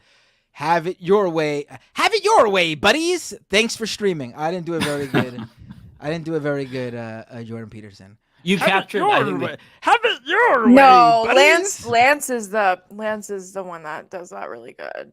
I don't think I'm anyone trying. could I'm beat trying. Lance. I'm Lance sorry. has a great one. You're And godly. I think I got a version of it. Have it your way. That's Bart buddies. from The Simpsons. That's not Jordan Peterson. Bart. Yeah. Okay, so let me see where we're at. I think this one's for you. Renee with a super chat. I'm all for wearing a Mao outfit in combat fatigues. Don't know what Renee is talking about. Another one for you. Trans Girl 420 with a 420 super chat. Weed. Very on brand here. Wow. I love that. We have Dom again. How can I find my Persian queen? There's somebody out there in the universe for you, Dom. You will find her one day. Wait, is he Iranian or no? I think he is, yeah. Oh, okay. Is it more acceptable if he says that? If he's Iranian? Yeah, if he's Iranian, Okay. I'll accept. But Yeah. if he's like Yeah, if it's like a white man he's- saying Persian queen, then I'm running. Right. No, he's Dom is agree. Persian. He's Okay, yeah. cool. He's one of my mods. He's a good guy. Because the child in his video, in his picture, is very white, so I was not sure. Yeah, no, Dom is Persian. Okay. Okay. Yeah. Cool. Thank you. Thank you for clarifying. You're welcome. You're welcome. This one's for you, Matt. Renee with the super chat. Pac-Man is the reverse Greenwald. Okay on domestic, bad on foreign affairs.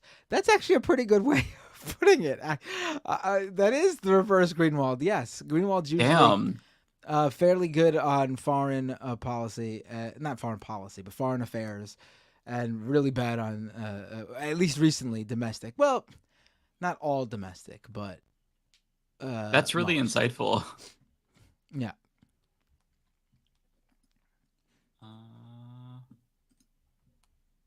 For you. Awesome Possum with a super chat.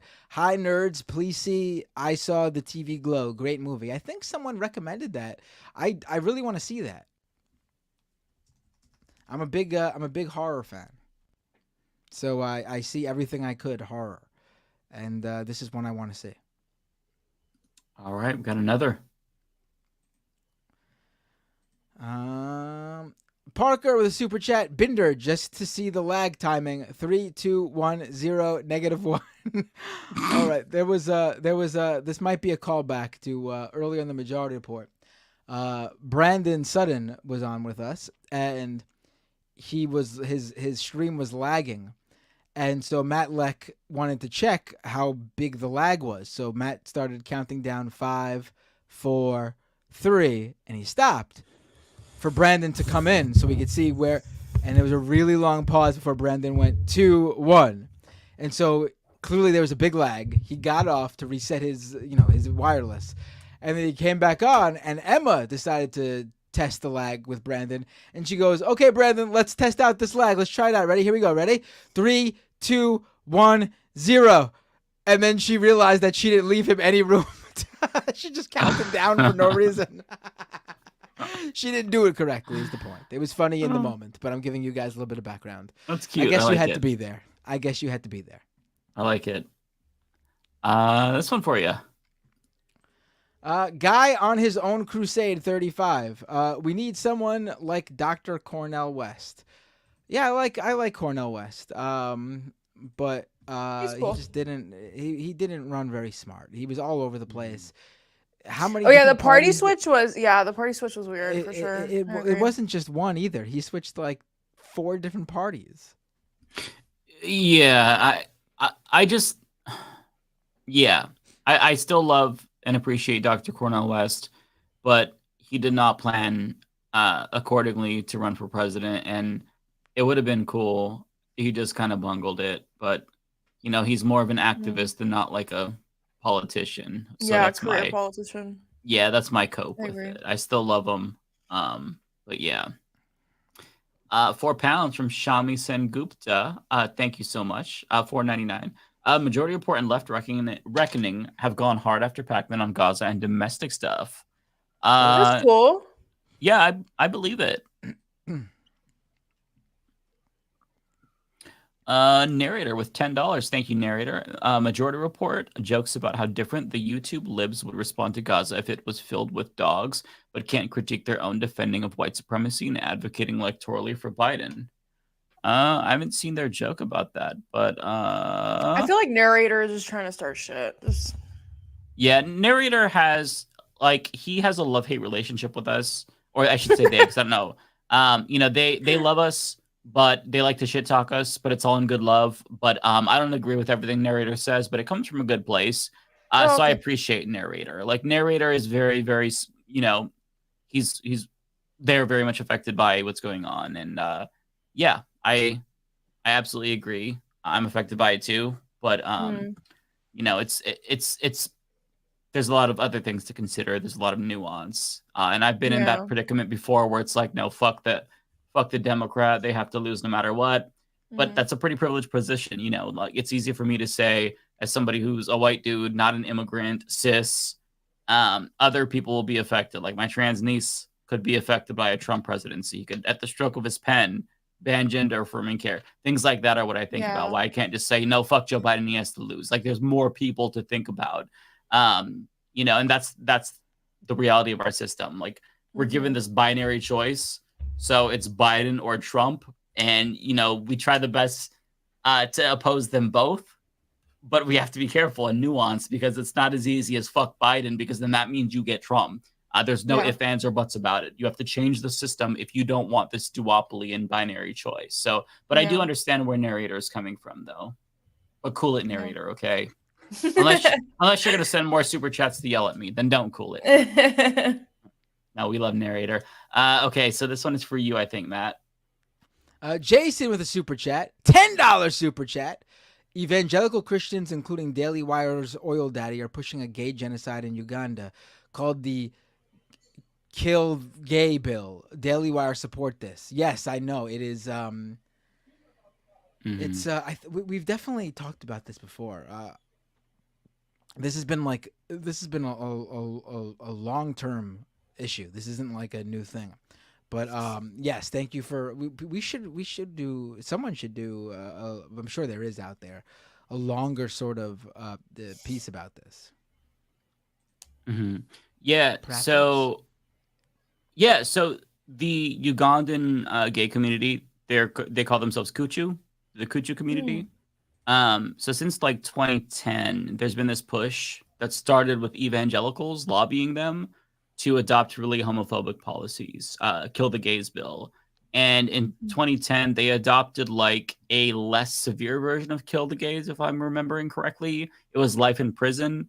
But this last round, they actually were like, no, we're going to murder gay people for aggravated homosexuality. And the way that the right, like the Daily Wire people, I don't know if there's any specific hosts that were saying this, but like the way that right wingers were defending it is they were saying, no. They were saying that they were defining aggravated homosexuality as pedophilia.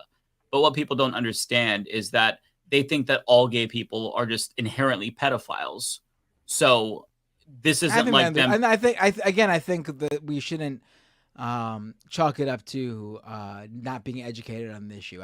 They know. Right. Yeah. They know what they're doing, but I think that's important to know. Yeah. So that's what's going on. Like they're trying to lie to gin up support in the West and say, oh, okay, maybe it's not that bad. They're going after pedophiles. Do you support pedophiles? They're not. They want to kill gay people, and they're just saying all gay people are pedophiles. All LGBTQ plus people are pedophiles. So that's like the long story short version of it. But yeah, there's a lot of really good Kuchu activists that are pushing back despite like risking it all. So I really, really have a lot of respect for them. Okay. This one's for you, Matt. Narrator of the super chat. I'm calling the debates for Trump-Biden. Trump is a threat to... I'm calling the debates for Trump. Biden. Trump is a threat to democracy. Trump. Biden was afraid to debate in front of an audience. Pretty accurate. I don't think that's gonna happen. I mean, we'll see. I don't think there'll be any real winner of the debates. I think it's just gonna be a shit show all around. Yeah. Wasn't it? God, who was the CNN lady? Who was like that was a complete shit show. This isn't the Trump of 4 years ago. Even Trump has lost it too. Like I don't think, like yes, every now and then he hits some sort of funny remark or something, but this isn't the same like Trump that was cleaning up the debates of 2016. That Trump is certainly gone. And I don't even think this is the same Trump of 4 years ago. These guys are remarkably older. He's going to be bitching and moaning about his cases. Just watch. It's literally going to be all like, they're after me. They're after me. They're all blah, blah, blah. And then Biden's going to be like, see? That's going to turn people off, though. That's the thing. Yeah, 100%. It's great fodder for his base, but in terms of like regular people, they're just gonna not be interested. These debates are gonna be a shit show. I'm telling you, it's gonna be like that train wreck that you can't stop watching. It's gonna be so bad. Biden can't even get a word out. He's genuinely starting to sound incoherent, and I'm not saying this because I don't like him. Genuinely speaking, he will just say random cities when he's talking about Gaza. He's just not fully there. I don't care what anyone says. He's not there. Yeah. No, he's not. It's just not going to be a good look. I don't know why they're really hounding in on the whole debate thing, his people, but whatever. There are different Bidens that show up, and He's curious to digging find his out own grave. exactly. I'm curious to see how they get which Biden to show up. I would love to know the details behind that. Lots and lots and lots of addies. Yeah, I mean, literally, like they have something like that. They literally need to do that. Like, I'm not joking. Like, if they don't give him Adderall, or something like some sort of upper, then they're fucking up. Chewed out. Yeah, he needs to be drugged up. High as fuck during the debate. For most issues prior to 7-8 months ago, he has the same shtick down he's been doing for decades. He's Mr. Blue Collar from whatchamacallit, Philly. from Scranton, Pennsylvania. It's all about the trains and workers, and he could do that even with his mind, an older mind gone or whatever. But he's dealing with issues now that require critical thinking and the ability to go beyond just the same shtick he's been playing for decades, and that's where he's lost. That's where he's lost. I agree. Yeah. And he was always kind of a gaffe machine. Like, if you even go back to 2000, like, he was much more with it, obviously. But, like, he made a lot of stumbles. I mean, he ran for president multiple times before Obama picked him to be VP. He's kind of a fuck up. And failed upwards. So I don't have high hopes, but if he can just like make it through that debate and not fuck up too badly, I think he'll be okay, assuming Trump doesn't act like a reasonable adult on that stage and he gets up there and starts foaming at the mouth and shitting his pants. Yeah. Otherwise, it's going to be a disaster for Biden. Yeah. We'll see. Yeah. Okay. Matt. For Resto with a super chat, I'm working security and someone just hit a customer's parked car. The cops refused to do a report because it's private property. Cops so lazy. Wait, what? I've never heard that before. If you need a police report to file with your insurance company. I've never heard that before. If someone does a hit and run, like I don't know what the circumstance was, because sometimes you do need a police file. I mean, I was taught always you get into an accident, you have the cop show up, so you have the document, the document that no one can argue with, of the cops writing down what both sides said happened, and you submit that to your insurance company. In fact, I recall there was a time where like your insurance company would specifically request it, and it was seen as like very bad if you did not have a police report. Yeah, but now cops don't really show up to car accidents as much. Like we got It's been hit. a long time since I got into an accident, I guess. Yeah. Yeah, I was driving with my friend and we got hit from someone hit us on a red light and the cops were like, why do you want to report? Just take down the information and tell the insurance. So that's because all the leftists defended them. That's why they got all this time I've been saying that the only reason to call the cops is to get the report so you have a document if there's legal issues or whatever. I've always said that's the reason to call the police. That's the one issue that you have to call the police for. And now it's not even that. So now police really are completely pointless. They don't even you could try. They're probably not going to come out. They don't even give you a report. I'm not even talking about like accidents. I'm talking about like, when let's say you get robbed or, your car gets stolen or whatever, you got to call the police so they could file a report so you could then use that as the document to give to your insurance company for whatever. If it's a fender bender, they're not coming out. Like your car has to topple for them to come out. Oh, wow. All right. Yeah. That's new. Yeah. All right, we still got quite a bit left, so we'll try to speed up here. This is for you. It's not. No? Okay, it must be for David Dole. So Tony D with $10. Thank you, sir. Eric Adams, mayor of NYC, took bribes to tell NYPD to beat protesters. Yes, I heard about this. This is a new Washington Post report. It wasn't just that. There was a WhatsApp group with many rich billionaires, influential real estate developers, company CEOs, and they apparently were organizing to shut these protests down. And a few of them got a meeting with Eric Adams where they offered to donate to his campaign if he had the NYPD shut down the campus protests in New York City. Wait, I'm trying to find the article. What is this? It was just released today, Washington Post. Those Kind bars, the granola bars that are really popular that people eat. The Kind granola. The founder of Kind bars is one of those people who was in that room with So if anyone's looking for a new product to boycott. Yeah. God. Wow. KWY Jibo, $5. Thank you. Please invite Mega Ran back. I was hospitalized and listening to his and MC Lars ode to a Grecian urn in the critical care unit. It helped me survive. Oh, wow. That's really cool. I wish that he saw this, but absolutely we'll invite him back for sure. And for you, Matt, I think. Narrator with a super chat. Imagine a world where anti-Zionists did some coalition building and put an anti-Zionist in those debates instead of saying, "Oh, the Electoral College." How would that happen? That's I think you're living a bit in fantasy land here. How would anti-Zionists get a candidate on stage with Donald Trump and Joe Biden? I mean, we've seen what anti-Zionist organizing is. It's these massive street protests and campus protests, but that's still not anywhere near the power to have a major presidential candidate who is able to hit all the requirements to be on a presidential debate stage. It's just not even in the reality of like what can be achieved. Yeah, I think that the thing that you have to realize is that you're not really going to be able to make the kind of change that you want by working within the system, even reforming the system. Like, if to fundamentally change things, you have to have a violent revolution, but not all of us are revolutionaries, right? Mike right here, right now, giving his endorsement to a violent revolution, folks. You're here to hear, folks. No. Because the left is not organized, folks. If we have a revolution, that'll be a fascist one because they're more organized than leftists. When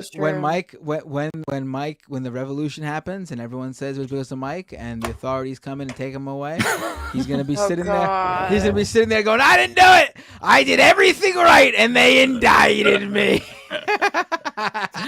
No, I mean, listen, I'm not a revolutionary. I work within the system to the extent that I can, but acknowledge we're not gonna get fundamental change. We can get good change, but the best we get, FDR, that like stops the downfall of our society for like a couple of decades, but that's always the best that we're going to get. So there are people who are revolutionaries and there are people who are advocates and activists that try to work within the system. I'm of that camp because admittedly, I don't have the chops to be a revolutionary. I'm not out in the streets. I'm an advocate. I'm a YouTuber, right? But there are people who are revolutionaries. And, you know, it seems like you're in the camp of the revolutionaries narrative, but you can't accomplish what you want to accomplish unless you do violence. Like, watch Ole's voting video because she makes this very point. How Mike's they're doing it again. Here he goes, folks. You want to see change in the world? It's time to fuck shit up. I mean, it's that's kind of the capitalism. You're not going to vote your way out of capitalism. Like, that's just the reality. So, you know, that's the way our system is, unfortunately. I'm not advocating for violence. I'm not going to do violence. Again, I'm not a revolutionary like that. 0PE with $4.99. Did y'all cover the Israelis blocking aid trucks and damaging the contents on them? They are full mask off now. Yeah, so I didn't cover this. I mentioned it. I know that David Dole also talked about this. He did a full video on this. It is the most infuriating thing ever because as they're destroying aid, they're laughing about it. And I just have, like, these are disgusting people.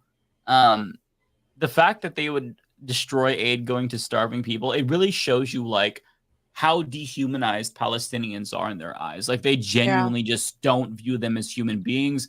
They don't even view them as equal to animals. It's genuinely sickening. And you know, that might be just like a small portion of Israeli society, but like there's a lot of Islamophobia there. Like, think of post 9/11 America. Like, that's basically what we're seeing right now in Israel, but much, much, much worse. You know, you can only do something like that if you really think of your opponent as like not human, when you thoroughly dehumanize them. So it's really sick because to be able to do that and laugh, that mentality is, I mean, you're gone. You're just gone. You know, no coming back from that. Funky Fwesh with $10. Thank you. Hey, Mike, excellent video on immigration this week. Thank you so much. I really appreciate you saying that. And thanks for the super chat.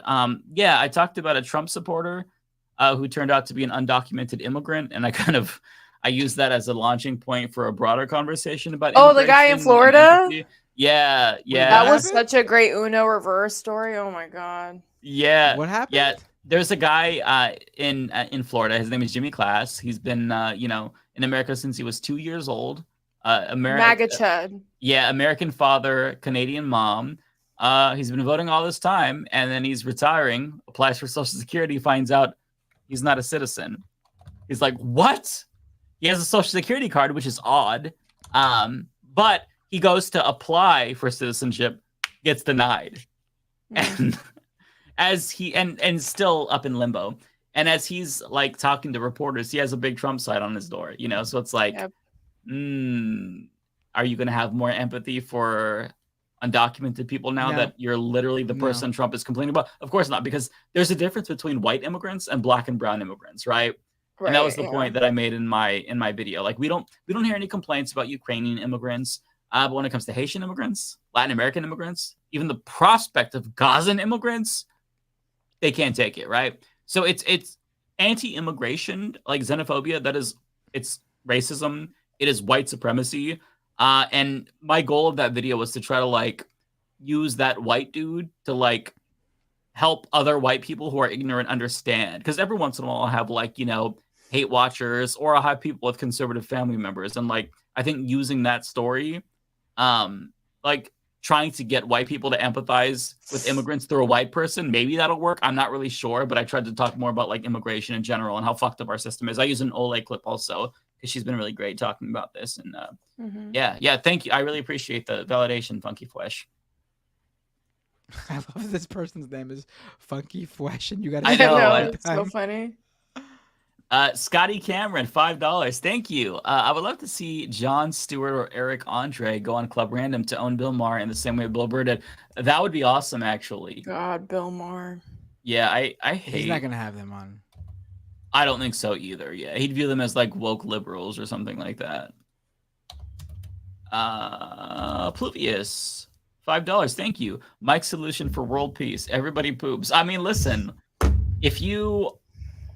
that's my way that I get people to see that everybody is just human beings, right? Like these celebrities, they've got their noses up in the air. They're multimillionaires. They act like they're better than everybody else. But that doesn't change the fact that they're just human beings, right? They're gross. They take nasty, dirty shits just like us. Like they're not better than us, right?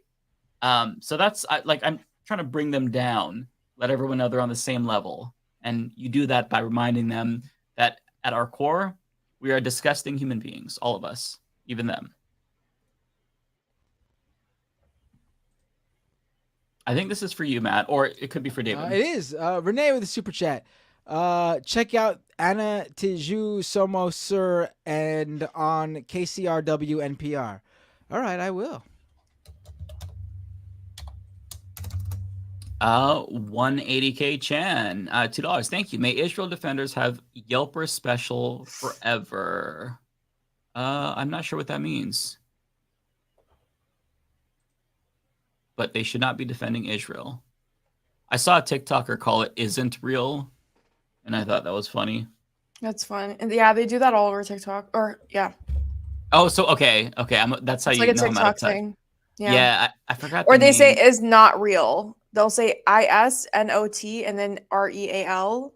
Oh, okay. Mm-hmm. Yeah, that's funny. Is this dude that like always roasts celebrities and like he says that he was in the Swiftie fandom and one of the Taylor Swift fans went to jail because she refused to join the IDF, and that's how he like learned about. That's been a thing on Twitter. Well, I don't know if it's true, but I've seen that before. Yeah, one of the fan clubs, or I don't know if it's the like Israel Taylor Swift fan club. Like they went to jail because they wouldn't join the IDF. Yeah, I think it was just like a user that goes by that name. But is it? But they're a Taylor Swift fan, so I think it's pretty cool. Yeah. Okay. Damon with a super chat. Oh wait, this isn't mine. Yeah, I was gonna say it's addressed to. It threw me off because it's addressed to you, but it's from me. Yeah, doing the old switcheroo. $4.99. Matt, as a geriatric millennial, how was it like living in precedented times? JK, take my $5. Love you, man. I will not be taking your $5. Give it to Mike. Shami Sengupta with 4.99 pounds. Macklemore did the work. He sampled Anna La Habibi by Lebanese singer Farouz, the songbird of the East, who was a big Palestine supporter. Oh, very cool. Very cool. I also found it really... That is cool. That is yeah. really cool. I found it. So one of my, in our Patreon Zoom call, somebody told me about this Palestinian rapper. He's like a 14-year-old boy. His name is MC Abdul. He is amazingly talented. Like I am shocked. Yeah? Really, really talented. Like he raps about his experience in Palestine. Gut-wrenching shit. Like he talks about how he tells his little sister that it's fireworks, not bombs, but he's lying to her. Really, like just a 14-year-old should not be talking about this kind of shit. But like very, very good. Like just gut wrenching shit. I gotta check that out. What's Yeah, his name again? absolutely. MC Abdul. I think his biggest song is "Shouting at the Wall." Really, really good stuff. I can't believe he's 14 years old. Like, he's very talented. Oh, the Palestinian kid. Yeah. Yeah, he's really good. He actually grew up in Gaza, so Yeah. He's out right now, right? Like, I don't Oh know. if he's yeah. from I Gaza. saw him in the Bay Area. Yeah, okay. So he's not in Gaza. No. Yeah, which is good I because believe, I would be apprehensive about like promoting him if he was in Gaza, because then just like anyone who has notoriety, they become a target of the IDF. Like, you Of know, course, so, yeah. Yeah. No, he's out. He's in America. Yeah, that's good. Hmm. But yeah, check out MC Abdul, everyone. Okay, I think we're right here. This is for you. Kuya Damon with super chat for me. Thank you, Kuya. Prince looking real punk this week on the Leftist Mafia. Oh, thank you. I love that. There was a thing last week. I don't know if people were talking about. We were talking about who what celebrities we've been told we look like, and I told people that I've been told I look like Prince, and Mike specifically started laughing, and then I showed them a picture of how I looked many years ago, and then they were like, "Oh shit, it makes sense now." Fucking so wild. there you go. Yes, I posted a clip of that to my second channel, and somebody said that David Dole looks like Chris Stuckman, and I could actually see that. Chris Stuckman is a movie review and channel and a director on YouTube. I can kind of see that. I have to check that. He does. I hate that someone said it, but it is true. DeSantis. For David Dole, I don't see DeSantis in David. I see DeSantis. Really? Oh, you're doing him dirty. I don't see DeSantis. No, I don't. Yeah, I don't see it either. I see it. You're reaching. Damn. Going for the jugular tonight, Matt. He ain't even here to defend himself. Okay, I think that we're here. We're getting close. Oh my god, Emo Dragon. This is for you, Matt. It is. Where hold on, let's see. Where is the Emo God Dragon? Damn it, Emo. You make me feel like an established woman. I swear to God.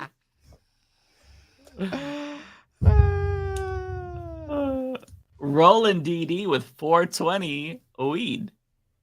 Love that. An alternate of Trans Girls tweet.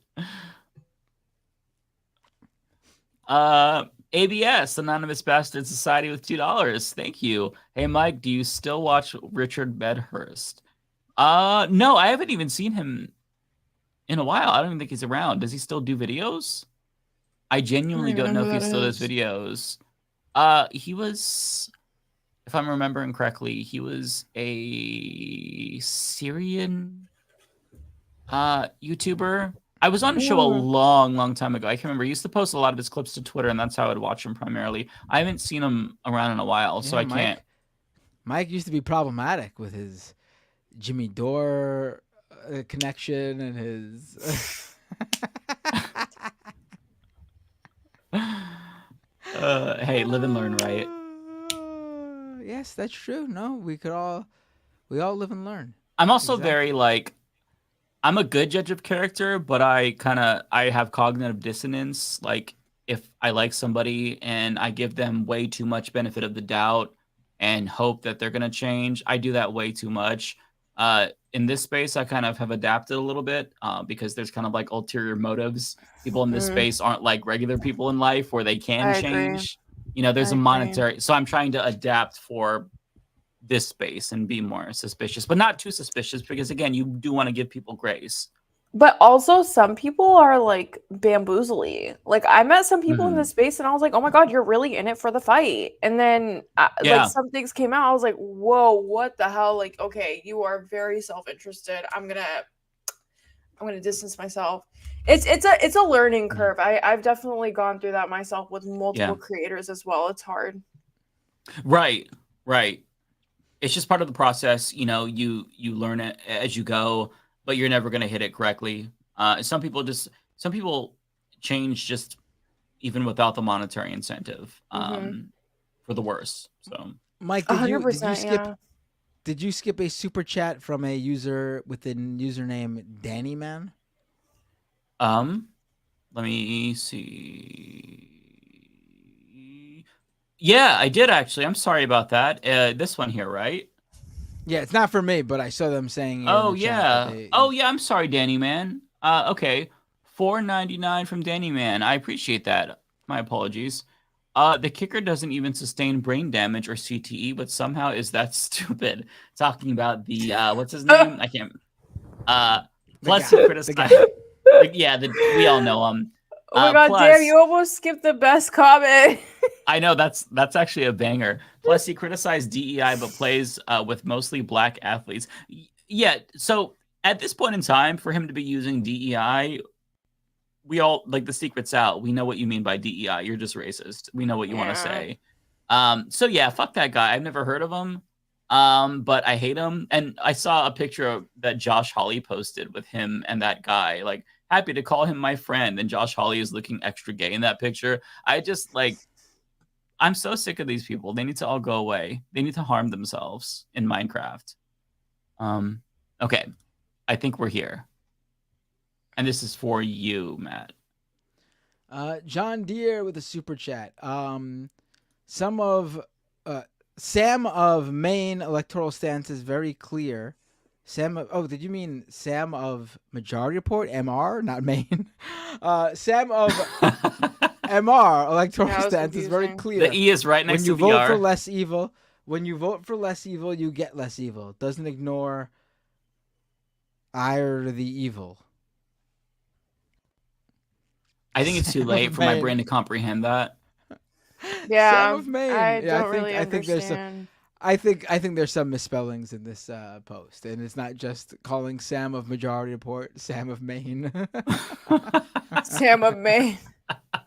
The Sam of the state of Maine, the one and only. I'm dead. Everybody knows Sam of Maine. Asa Rosa with $4.99. Thank you, Asa. I'm scared considering under Trump the climate will have less protections and would have been more aggressive towards Palestine protesters. Yeah, I mean, with regard to Israel-Palestine, I can't see much difference between Biden and Trump. It's hard to imagine that we could do worse. It's the other issues that really worry me when it comes to Donald Trump. He does pose a threat to democracy and like LGBTQ plus people. And just all around Supreme Court, if that's not persuasive to you, it's not persuasive to you. But these are things that I consider, Kowalski with $9.99. Thank you, Kowalski. Don't worry, Mike. I understand what you're saying. The NSA won't think twice if a farmer orders a bunch of extra fertilizer and diesel fuel. We're gonna light up the night sky. Damn, Kowalski. Not very Republican-y of you, Kowalski. Okay, chill. Cool it. Asa with a $1.99. By the way, GTA 6 will be out in fall of 2025. Really? Period. I feel like that's so far away. But it's worth the wait. It's going to be good. I'm excited. Okay, we are closing in on the last couple of super chats. These next two are for you, I think. Narrator of the super chat. I view revolution as a moral responsibility, but I don't want violence. I view violence. That's smart, revolution narrator. as a moral responsibility, but I don't want violence. I want people to believe it's possible because that's the first step before it is. And then a follow-up from narrator for you. Narrator, yep. It's being the people's power to take collective action to seize power, reform systems, and create a better world with a chance for survival, not violence.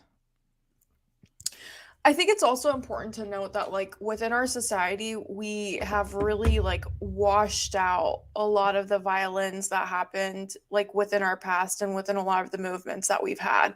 Yeah. So, you know what I mean? So I feel like even the notion of a little bit of violence, like, goes insane in this country. Like, people can't even comprehend it because they'll literally look at you and they'll be like, oh, but what about MLK? MLK was very peaceful. When in reality, MLK's movement was more peaceful, but it wasn't all entirely peaceful. Like Black people couldn't have gotten liberation without violence. So I think it's also a societal problem as well. Yeah, I mean, also MLK Jr. is the one that said riots are the language of the unheard people, right? Or something like I'm paraphrasing.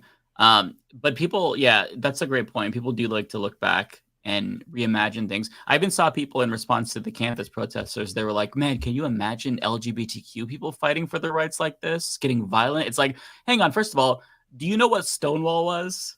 Do you remember the Stonewall riots? We would not have any rights if it weren't for the Stonewall riot. Emphasis on riot. Okay.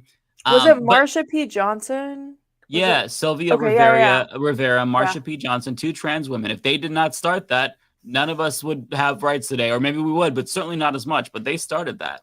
So, you know, these are just movements.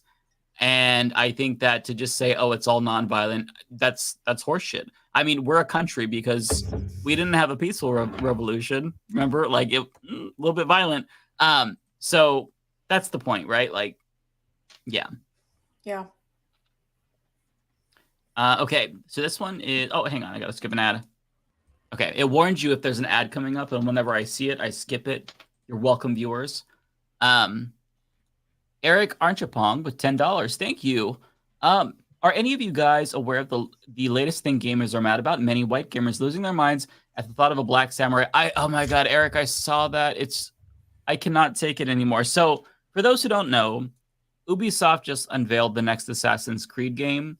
It's set in feudal Japan, and the protagonist is a black samurai. It's based off of an actual true story, but I mean, it's an Assassin's Creed game, so I'm sure there's going to be a lot of fictional elements.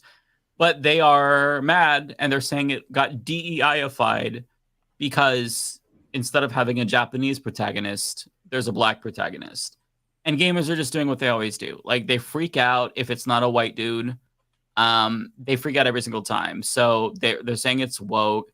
It's becoming this huge thing. And yeah, I'm going to have to maybe do a video about that and make fun of them because it's the same shit. I'm so tired of them. Do it. And look, here's the thing. This is all going to be counterintuitive because Assassin's Creed has not gotten this much attention for a very long time. So they're going to end up making the game do well. I haven't played an Assassin's Creed game since like 2012. They're going to make me want to play this. Because I mean, like, fuck, I just played the Neo game. That's about a white samurai in Japan. Like, they need to be serious and stop being clowns, but it's impossible. Okay, the last ones are for you, I think, Matt. Yeah, I'm reading Mike. God damn it, I'm so tired. Okay. All right, Trent with a super chat. Gorillas had a "It's Not Real" shirt on in one of their videos. Really? Oh, okay. I gotta look that up actually. Gorillas.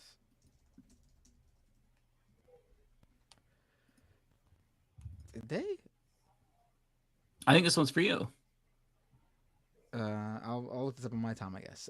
Kowalski says, with a $10 super chat, let Mike know I'm a John Brown Republican. God, that's not a thing. Narrator with a super chat, you say that, but we're about to make a statement as a country that genocide is electorally forgivable. We are damning the world for generations. The world has been damned for generations. Yeah, voting. You're not going to vote your way out of this situation. So the best you could do is try to minimize harm. I don't think you're understanding the point that we're making, narrator. God bless you, though, because you are persistent as fuck. Okay. Listen, no hate. Like, I've been consuming Palestine content for the past 8 months and years before that. Like, my dad is a scholar on the issue, so I get it. I understand where the anger is coming from, but I genuinely feel like you also have to look at this from a realistic viewpoint. And that realistic viewpoint is that they have peace washed a lot of the history that they've taught us in the past decades. Okay. I mean, I grew up, I didn't even know what Palestine was if it wasn't for my dad. You know, like, I thought MLK was this peace leader that just led marches and then everything changed. Like, I didn't learn shit until I actually went to college. So if we want to be realistic about the average American, what the fuck do you want them to do? People are living paycheck to paycheck. You want them to go out to the street and like, you know? And the only reason why the students at the college campuses were able to do encampments is because they're privileged enough. They can do that. They don't have 9-to-5s. They don't have a boss to speak to. They can live on an encampment and just go to class. You know, so I think we just have to be very aware of these things, you know? But if you want to start a revolution, go for it. I'm here. Yeah, and also never like underestimate like just how dumb Democrats are, right? Like, let's say best case scenario, you know, everybody votes against Biden, and he loses. Like, he will never have the takeaway that you want him to have. He'll just say, "Oh my God, you know, they're just all anti-Semitic." He's not going to be like, "Wow, maybe I should have stopped doing the genocide." Like, do you remember in 2016 after Hillary Clinton lost? Like, there were so many conversations in mainstream media about how the Democrats should have shifted further to the right. Like, they're never going to have the takeaway. Because it doesn't matter to them if they lose. They're insulated from whatever Trump wants to do. And, you know, Democrats are going to be fine no matter what. So, you know, they don't really care about winning. And they're never going to get whatever message you want to send because they just genuinely don't care. And they're uninterested in listening to their constituents. That's part of the reason why I've like adapted as I've, you know, gone along and been doing this forever, because I was right with you there in 2016. I'm like, no, fuck Democrats. You have to send them a message, let them know that you won't support them if they, you know, disregard their base. They fundamentally do not care. They don't give a shit about you. So it's just about like doing what you can to mitigate harm. But I'm not saying it's not frustrating, because I fucking hate these people. I hate every Democrat that is supporting this genocide. And you know, you should hate them. But you know, that's not gonna change the reality that if they lose, Trump wins. That's the fact of reality, unfortunately. Yeah. Final we one feel here. your pain. Yeah, absolutely. This one's for you, Matt. Final one. T King with a super chat. A friend leftist stop viewing leftist Mafia after Goonergate. What was Goonergate? That was the Stellar Blade conversation about the gamers who did the change.org petition because they removed some of the cleavage from the main character's clothing. They stopped watching us because of that. I got is it like because one I or stopped two comments. Is it because I stopped showing as much cleavage as I used to? Yeah, I actually got a couple of comments on my second channel. I posted the clip of that saying, "Wow, I can't believe you had this take." I'm like, really? You can't believe I had this take? Do you know who the fuck I am and what I've been saying? You think I'm going to say, yes, we need more cleavage, they're right to do this change.org petition? I mean, be for reals. If you stop watching over that, then I genuinely don't think you should be watching in the first place. Come on. Let's put it this way. This show has a physical Gooner gate around it, which you are not allowed to pass if you have a problem with our take on that lame ass fucking shit. If you are a gamer upset that the games you watch or play or whatever the fuck you do with a video game don't have enough cleavage in it, and that to you is a major issue, then please find another show that gives a fuck. Yeah. Because you're not going to find it here. In fact, we will make fun of you because you are a loser. Yeah, that's loser shit. Don't do that. Don't do that. And if you're mad, don't tell anyone you're mad about the cleavage being censored. Don't hide that shit. That's not... real quick, I just want to respond to this comment from Joshua. Mike doesn't understand the only way to change the party is to ensure the party fails if they don't listen to the base. That's not how you change the party. It would have changed in 1968. It would have changed them in 2016. They do not care. You're only fucking yourself over. These are elites who are insulated from the worst of what Trump has to offer. They can still get abortions. They can still have rights.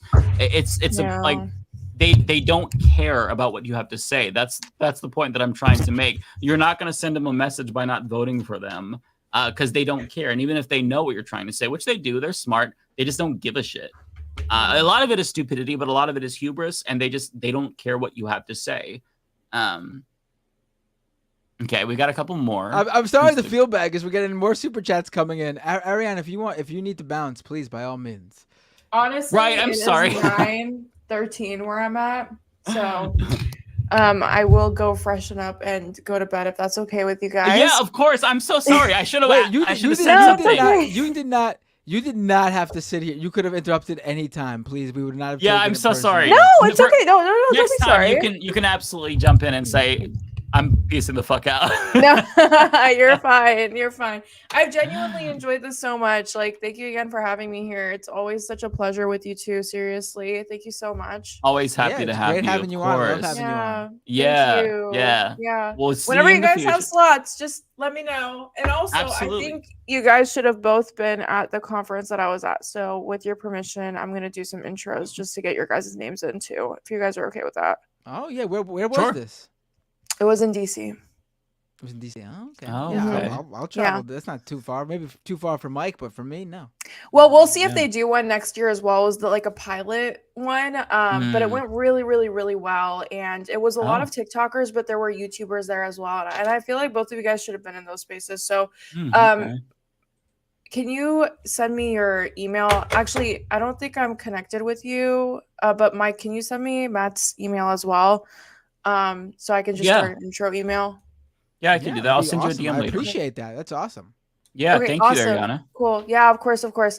I like if there is one next year, I really want them to diversify and bring a lot of different creators. So I'll put your guys' names in the hats, just in case that happens. But yeah, yeah, thank you so much for having Wow, me. I never knew I'd be a DEI pick.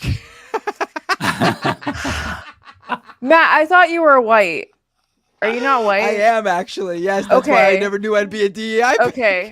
I meant diversity as far as YouTubers, okay? I It's not know. a I'm race diversity. joking. I'm joking. Well, you can say your dad is Jewish though, so I guess you could. Yes, go I into am. minority. I am ethnically Jewish, but Yeah, that doesn't count. I'm not gonna go Oh, around okay. telling people I'm indigenous to Israel. Okay.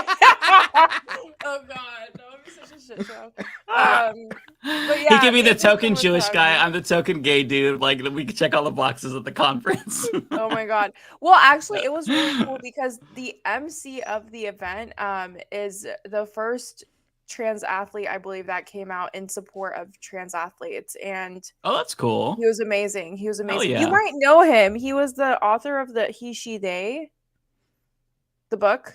What's his name? Skylar. That sounds really familiar. I don't know for sure. I feel like you know him.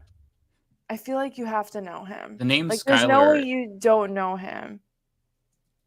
Skylar Baylor. Oh yeah, yeah. Okay. Yeah. So he was the MC of the event. I don't know him, but I know of him. Yeah. You have to know of him because you're Okay, so yeah. yeah. So he was literally the MC of the event, which I thought was so freaking That's cool. awesome. So yeah, there was a lot of representation, and I just feel like you guys would have That's thrived really in that cool. space. So Nice. Hell yeah. Yeah, Mike, send me over your guys' emails. I'm gonna make you guys an intro at an agency, but I put my YouTube in the chat. I'm gonna put it in one more time, guys. I just got partnered like 2 weeks ago, and I've made $5 so far. So I would love to get like $100 payout in 3 months. If you guys want to subscribe, that would be Everyone go amazing. subscribe to Go Ariana. subscribe Her to the content channel, is yes. great. You're gonna Oh, love it. If you like us, all you you'll do is like click her. the subscribe button, right? Thank you. Unfortunately, YouTube only people only react to people only engage with reaction videos. So I do a lot of peers reactions, but I add in a lot of depth. So don't worry, it's not just peers. That's the way to do it. Yeah, I'll take something that's like more stupid, like hey, Dave Rubin said this dumb shit, and then I'll use that to like talk about something serious. Yeah, That's the way- tie it into something deep. It's putting the cheese in the pill so that way the dog takes it. Yeah. That's it. Not that everybody is dogs. I love you all, but you Yeah, gotta but make y'all it interesting. People on YouTube are so reaction. Like you have to give them something to react to, or else they're not clicking on it. Like There's got to be a hook dopamine somehow, some hit is so entertainment. crazy. Yeah, Like my I video agree. today was about Jordan Klepper. He's in the title, but I talk about him for 10 seconds and then I move on to like what I really want to talk about, which is Biden's polls, and make an argument there. So yeah, that that's just a strategy. Everybody does it. I agree. But anyways, I don't want to hold up more of your guys' time. Thank you so much for having me. And if you guys ever have any open slots, just shoot me a link. Like I would love to come in and just shoot the shit. Will do. Okay, cool. And then Mike, Well, take don't care. forget to send me the emails, okay? Yeah, if I With forget, intros. I'll probably do it tomorrow. But if I forget, hit me up so that way I remember. I'll write a note. Okay. Okay. Okay. Perfect. Thanks, Take guys. care. Good night. Thank you. You too. Bye. Thanks for having me. Yeah, of course. Bye. Okay, so I think we are You right. caused a bit of a controversy by calling your audience dogs, Mike. In the Well, the good news is that I love dogs, so that's a compliment. very, very Trumpian of you to compare your audience to dogs. Trump loves the like a dog comparison. They're dogs. They follow us everywhere. Like a dog. He died it's like a like- dog.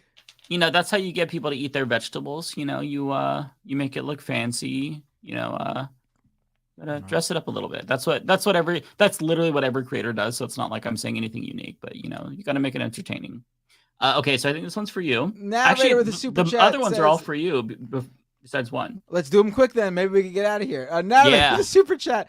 No, I just want them to vote. Okay. Renee with a super chat. Chilean here. Despair can lead to revolt. Yeah. Take it from a Chilean. Somebody said Mike is gonna cricket us. I would never. My God, how dare you? Oh, that's not for me. Well, it's for no, David. no one in my audience would dare to wish David well. Wishing David feels better soon. I think this is for David. Thank you. I will make sure he knows. Omega with a $10 super chat. Hey y'all, sup Ari? Glad you stood up to Booker. We need to catch people lacking SP. They have to answer for spine. I'm guessing they have to answer for nonsense these days. Also, Mike, is Whitebeard goated in One Piece or what? Yeah. I'd be curious to know your thoughts when you get to the queer arc with Bon and Eva. I'm really curious to know your thoughts on that. You don't have to set a super chat, but just like type it in the chat next time because that shit is fucking amazing.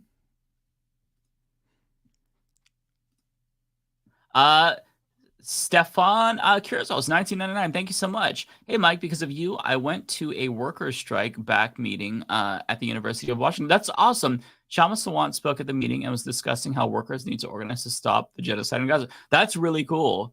Good for you for going to that. That's really cool. If there's a political event near you, I would highly encourage you to go to it. If it's a town hall or a DSA meeting, because you have no idea how refreshing it feels to just be in the presence of people who care about things and think like you. Like you kind of get a little bit of that when you watch YouTube videos, but it's just interacting with people and having those real life conversations. It really does make a difference, and you're doing something. So I'm really glad that you decided to do that, Stefan. Okay, the rest are for you. Trent with a super chat. The AC game has two protagonists, the Japanese woman and Yasuke, an actual historic figure. So it's double woke, LMAO. Oh, yep. Woman protagonist too. I forgot about that. Yeah. I haven't seen the trailer. I've just seen the outrage of the about the Yasuke. I didn't know his name, but yeah. Yasuke. All right, we got two more. Narrator with another super chat. Narrator, there's a lot of super chats tonight. Ariana for permanent member. Left is best. Lymi. I'm not sure what that is. Love you. Mean it. Mean it. Oh, okay. We love you too, Ariana's great. Narrator. Yeah, she fits right in. I love if her. we did add a sixth person, she would definitely make sense. Mhm. I honestly think we got too many people. Damn. Oh my God. What are you saying, Matt? Time to vote another member off the island. That's what I shit. think. Who did something? Okay, final one. No, but if we did add a sixth member, I think Ariana is definitely up there for contention. For sure, yeah. Yeah. Trent with a super chat. No sleep to Brooklyn. It's no sleep till Brooklyn, not to Brooklyn. But I get this.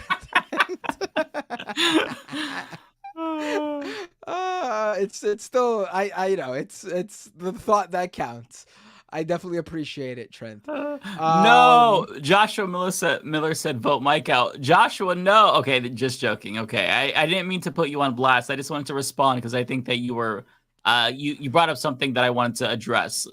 Okay, love you. Okay, you're not actually mad. Okay, I appreciate you, Joshua. I didn't want to actually make you upset. Sorry. So I don't think sometimes I'll just put somebody's comment up and then respond and be kind of like direct, but it's nothing but love. I think that the anger that you all feel is not to placate you or blow smoke up your ass. Like if half of the country cared at least half as much as you do, I think we'd be in a better place. I think that we need to be angry. And if you're not angry right now, then there's something wrong with you. But yeah, that's oh, we got one more. This is from T-Types. It's Leftist Mafia Squid Game time. Damn. We could do like a Fortnite competition or some type of video game competition. And then whoever comes in last, we get voted out permanently from the Leftist Mafia. No, I think we should murder whoever leaves the show. God damn.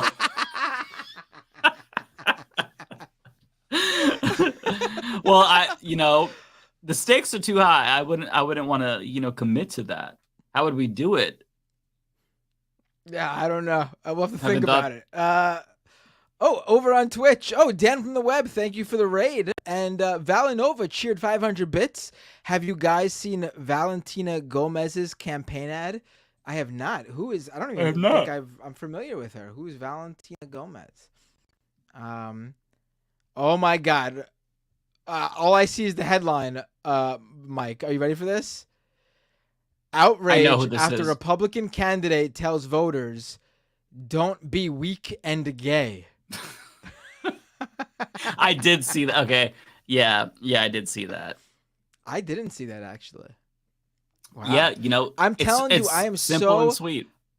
Unless it's in my very specific tech beat, because it's part of my day job, my world has been absolutely all encompassed by what's going on in Gaza. I've missed out on a lot of other things.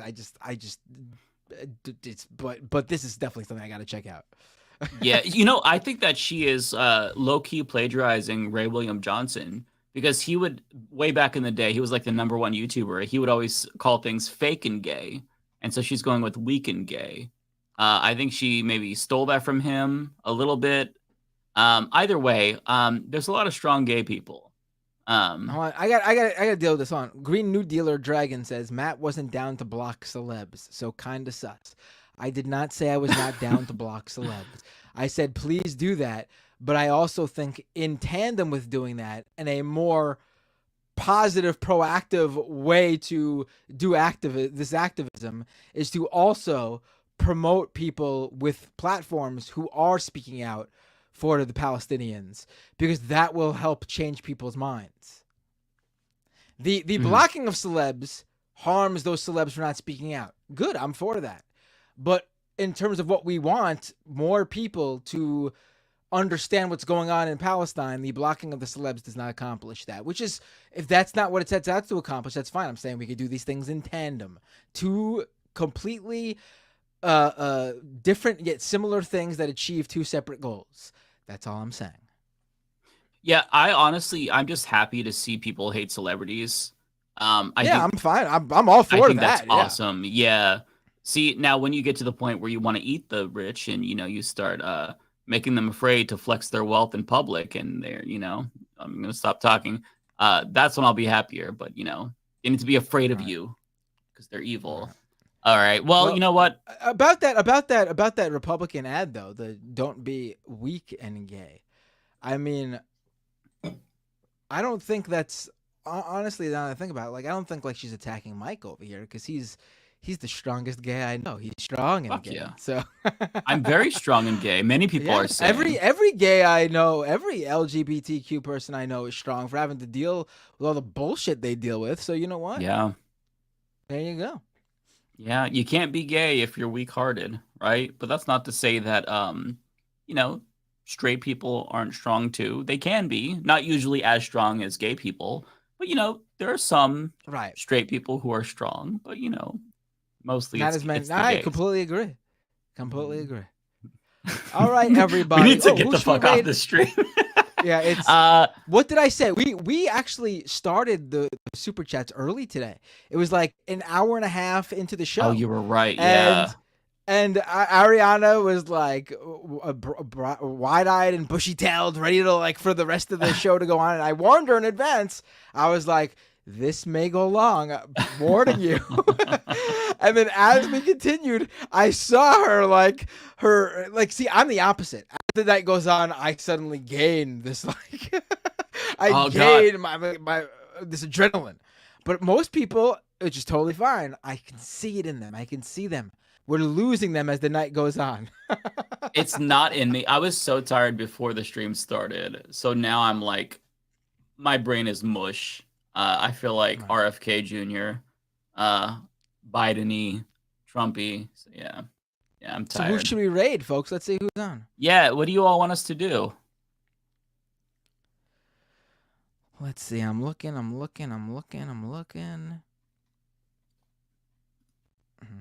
Nobody who's weak and gay. Nobody who's weak and gay. Yeah.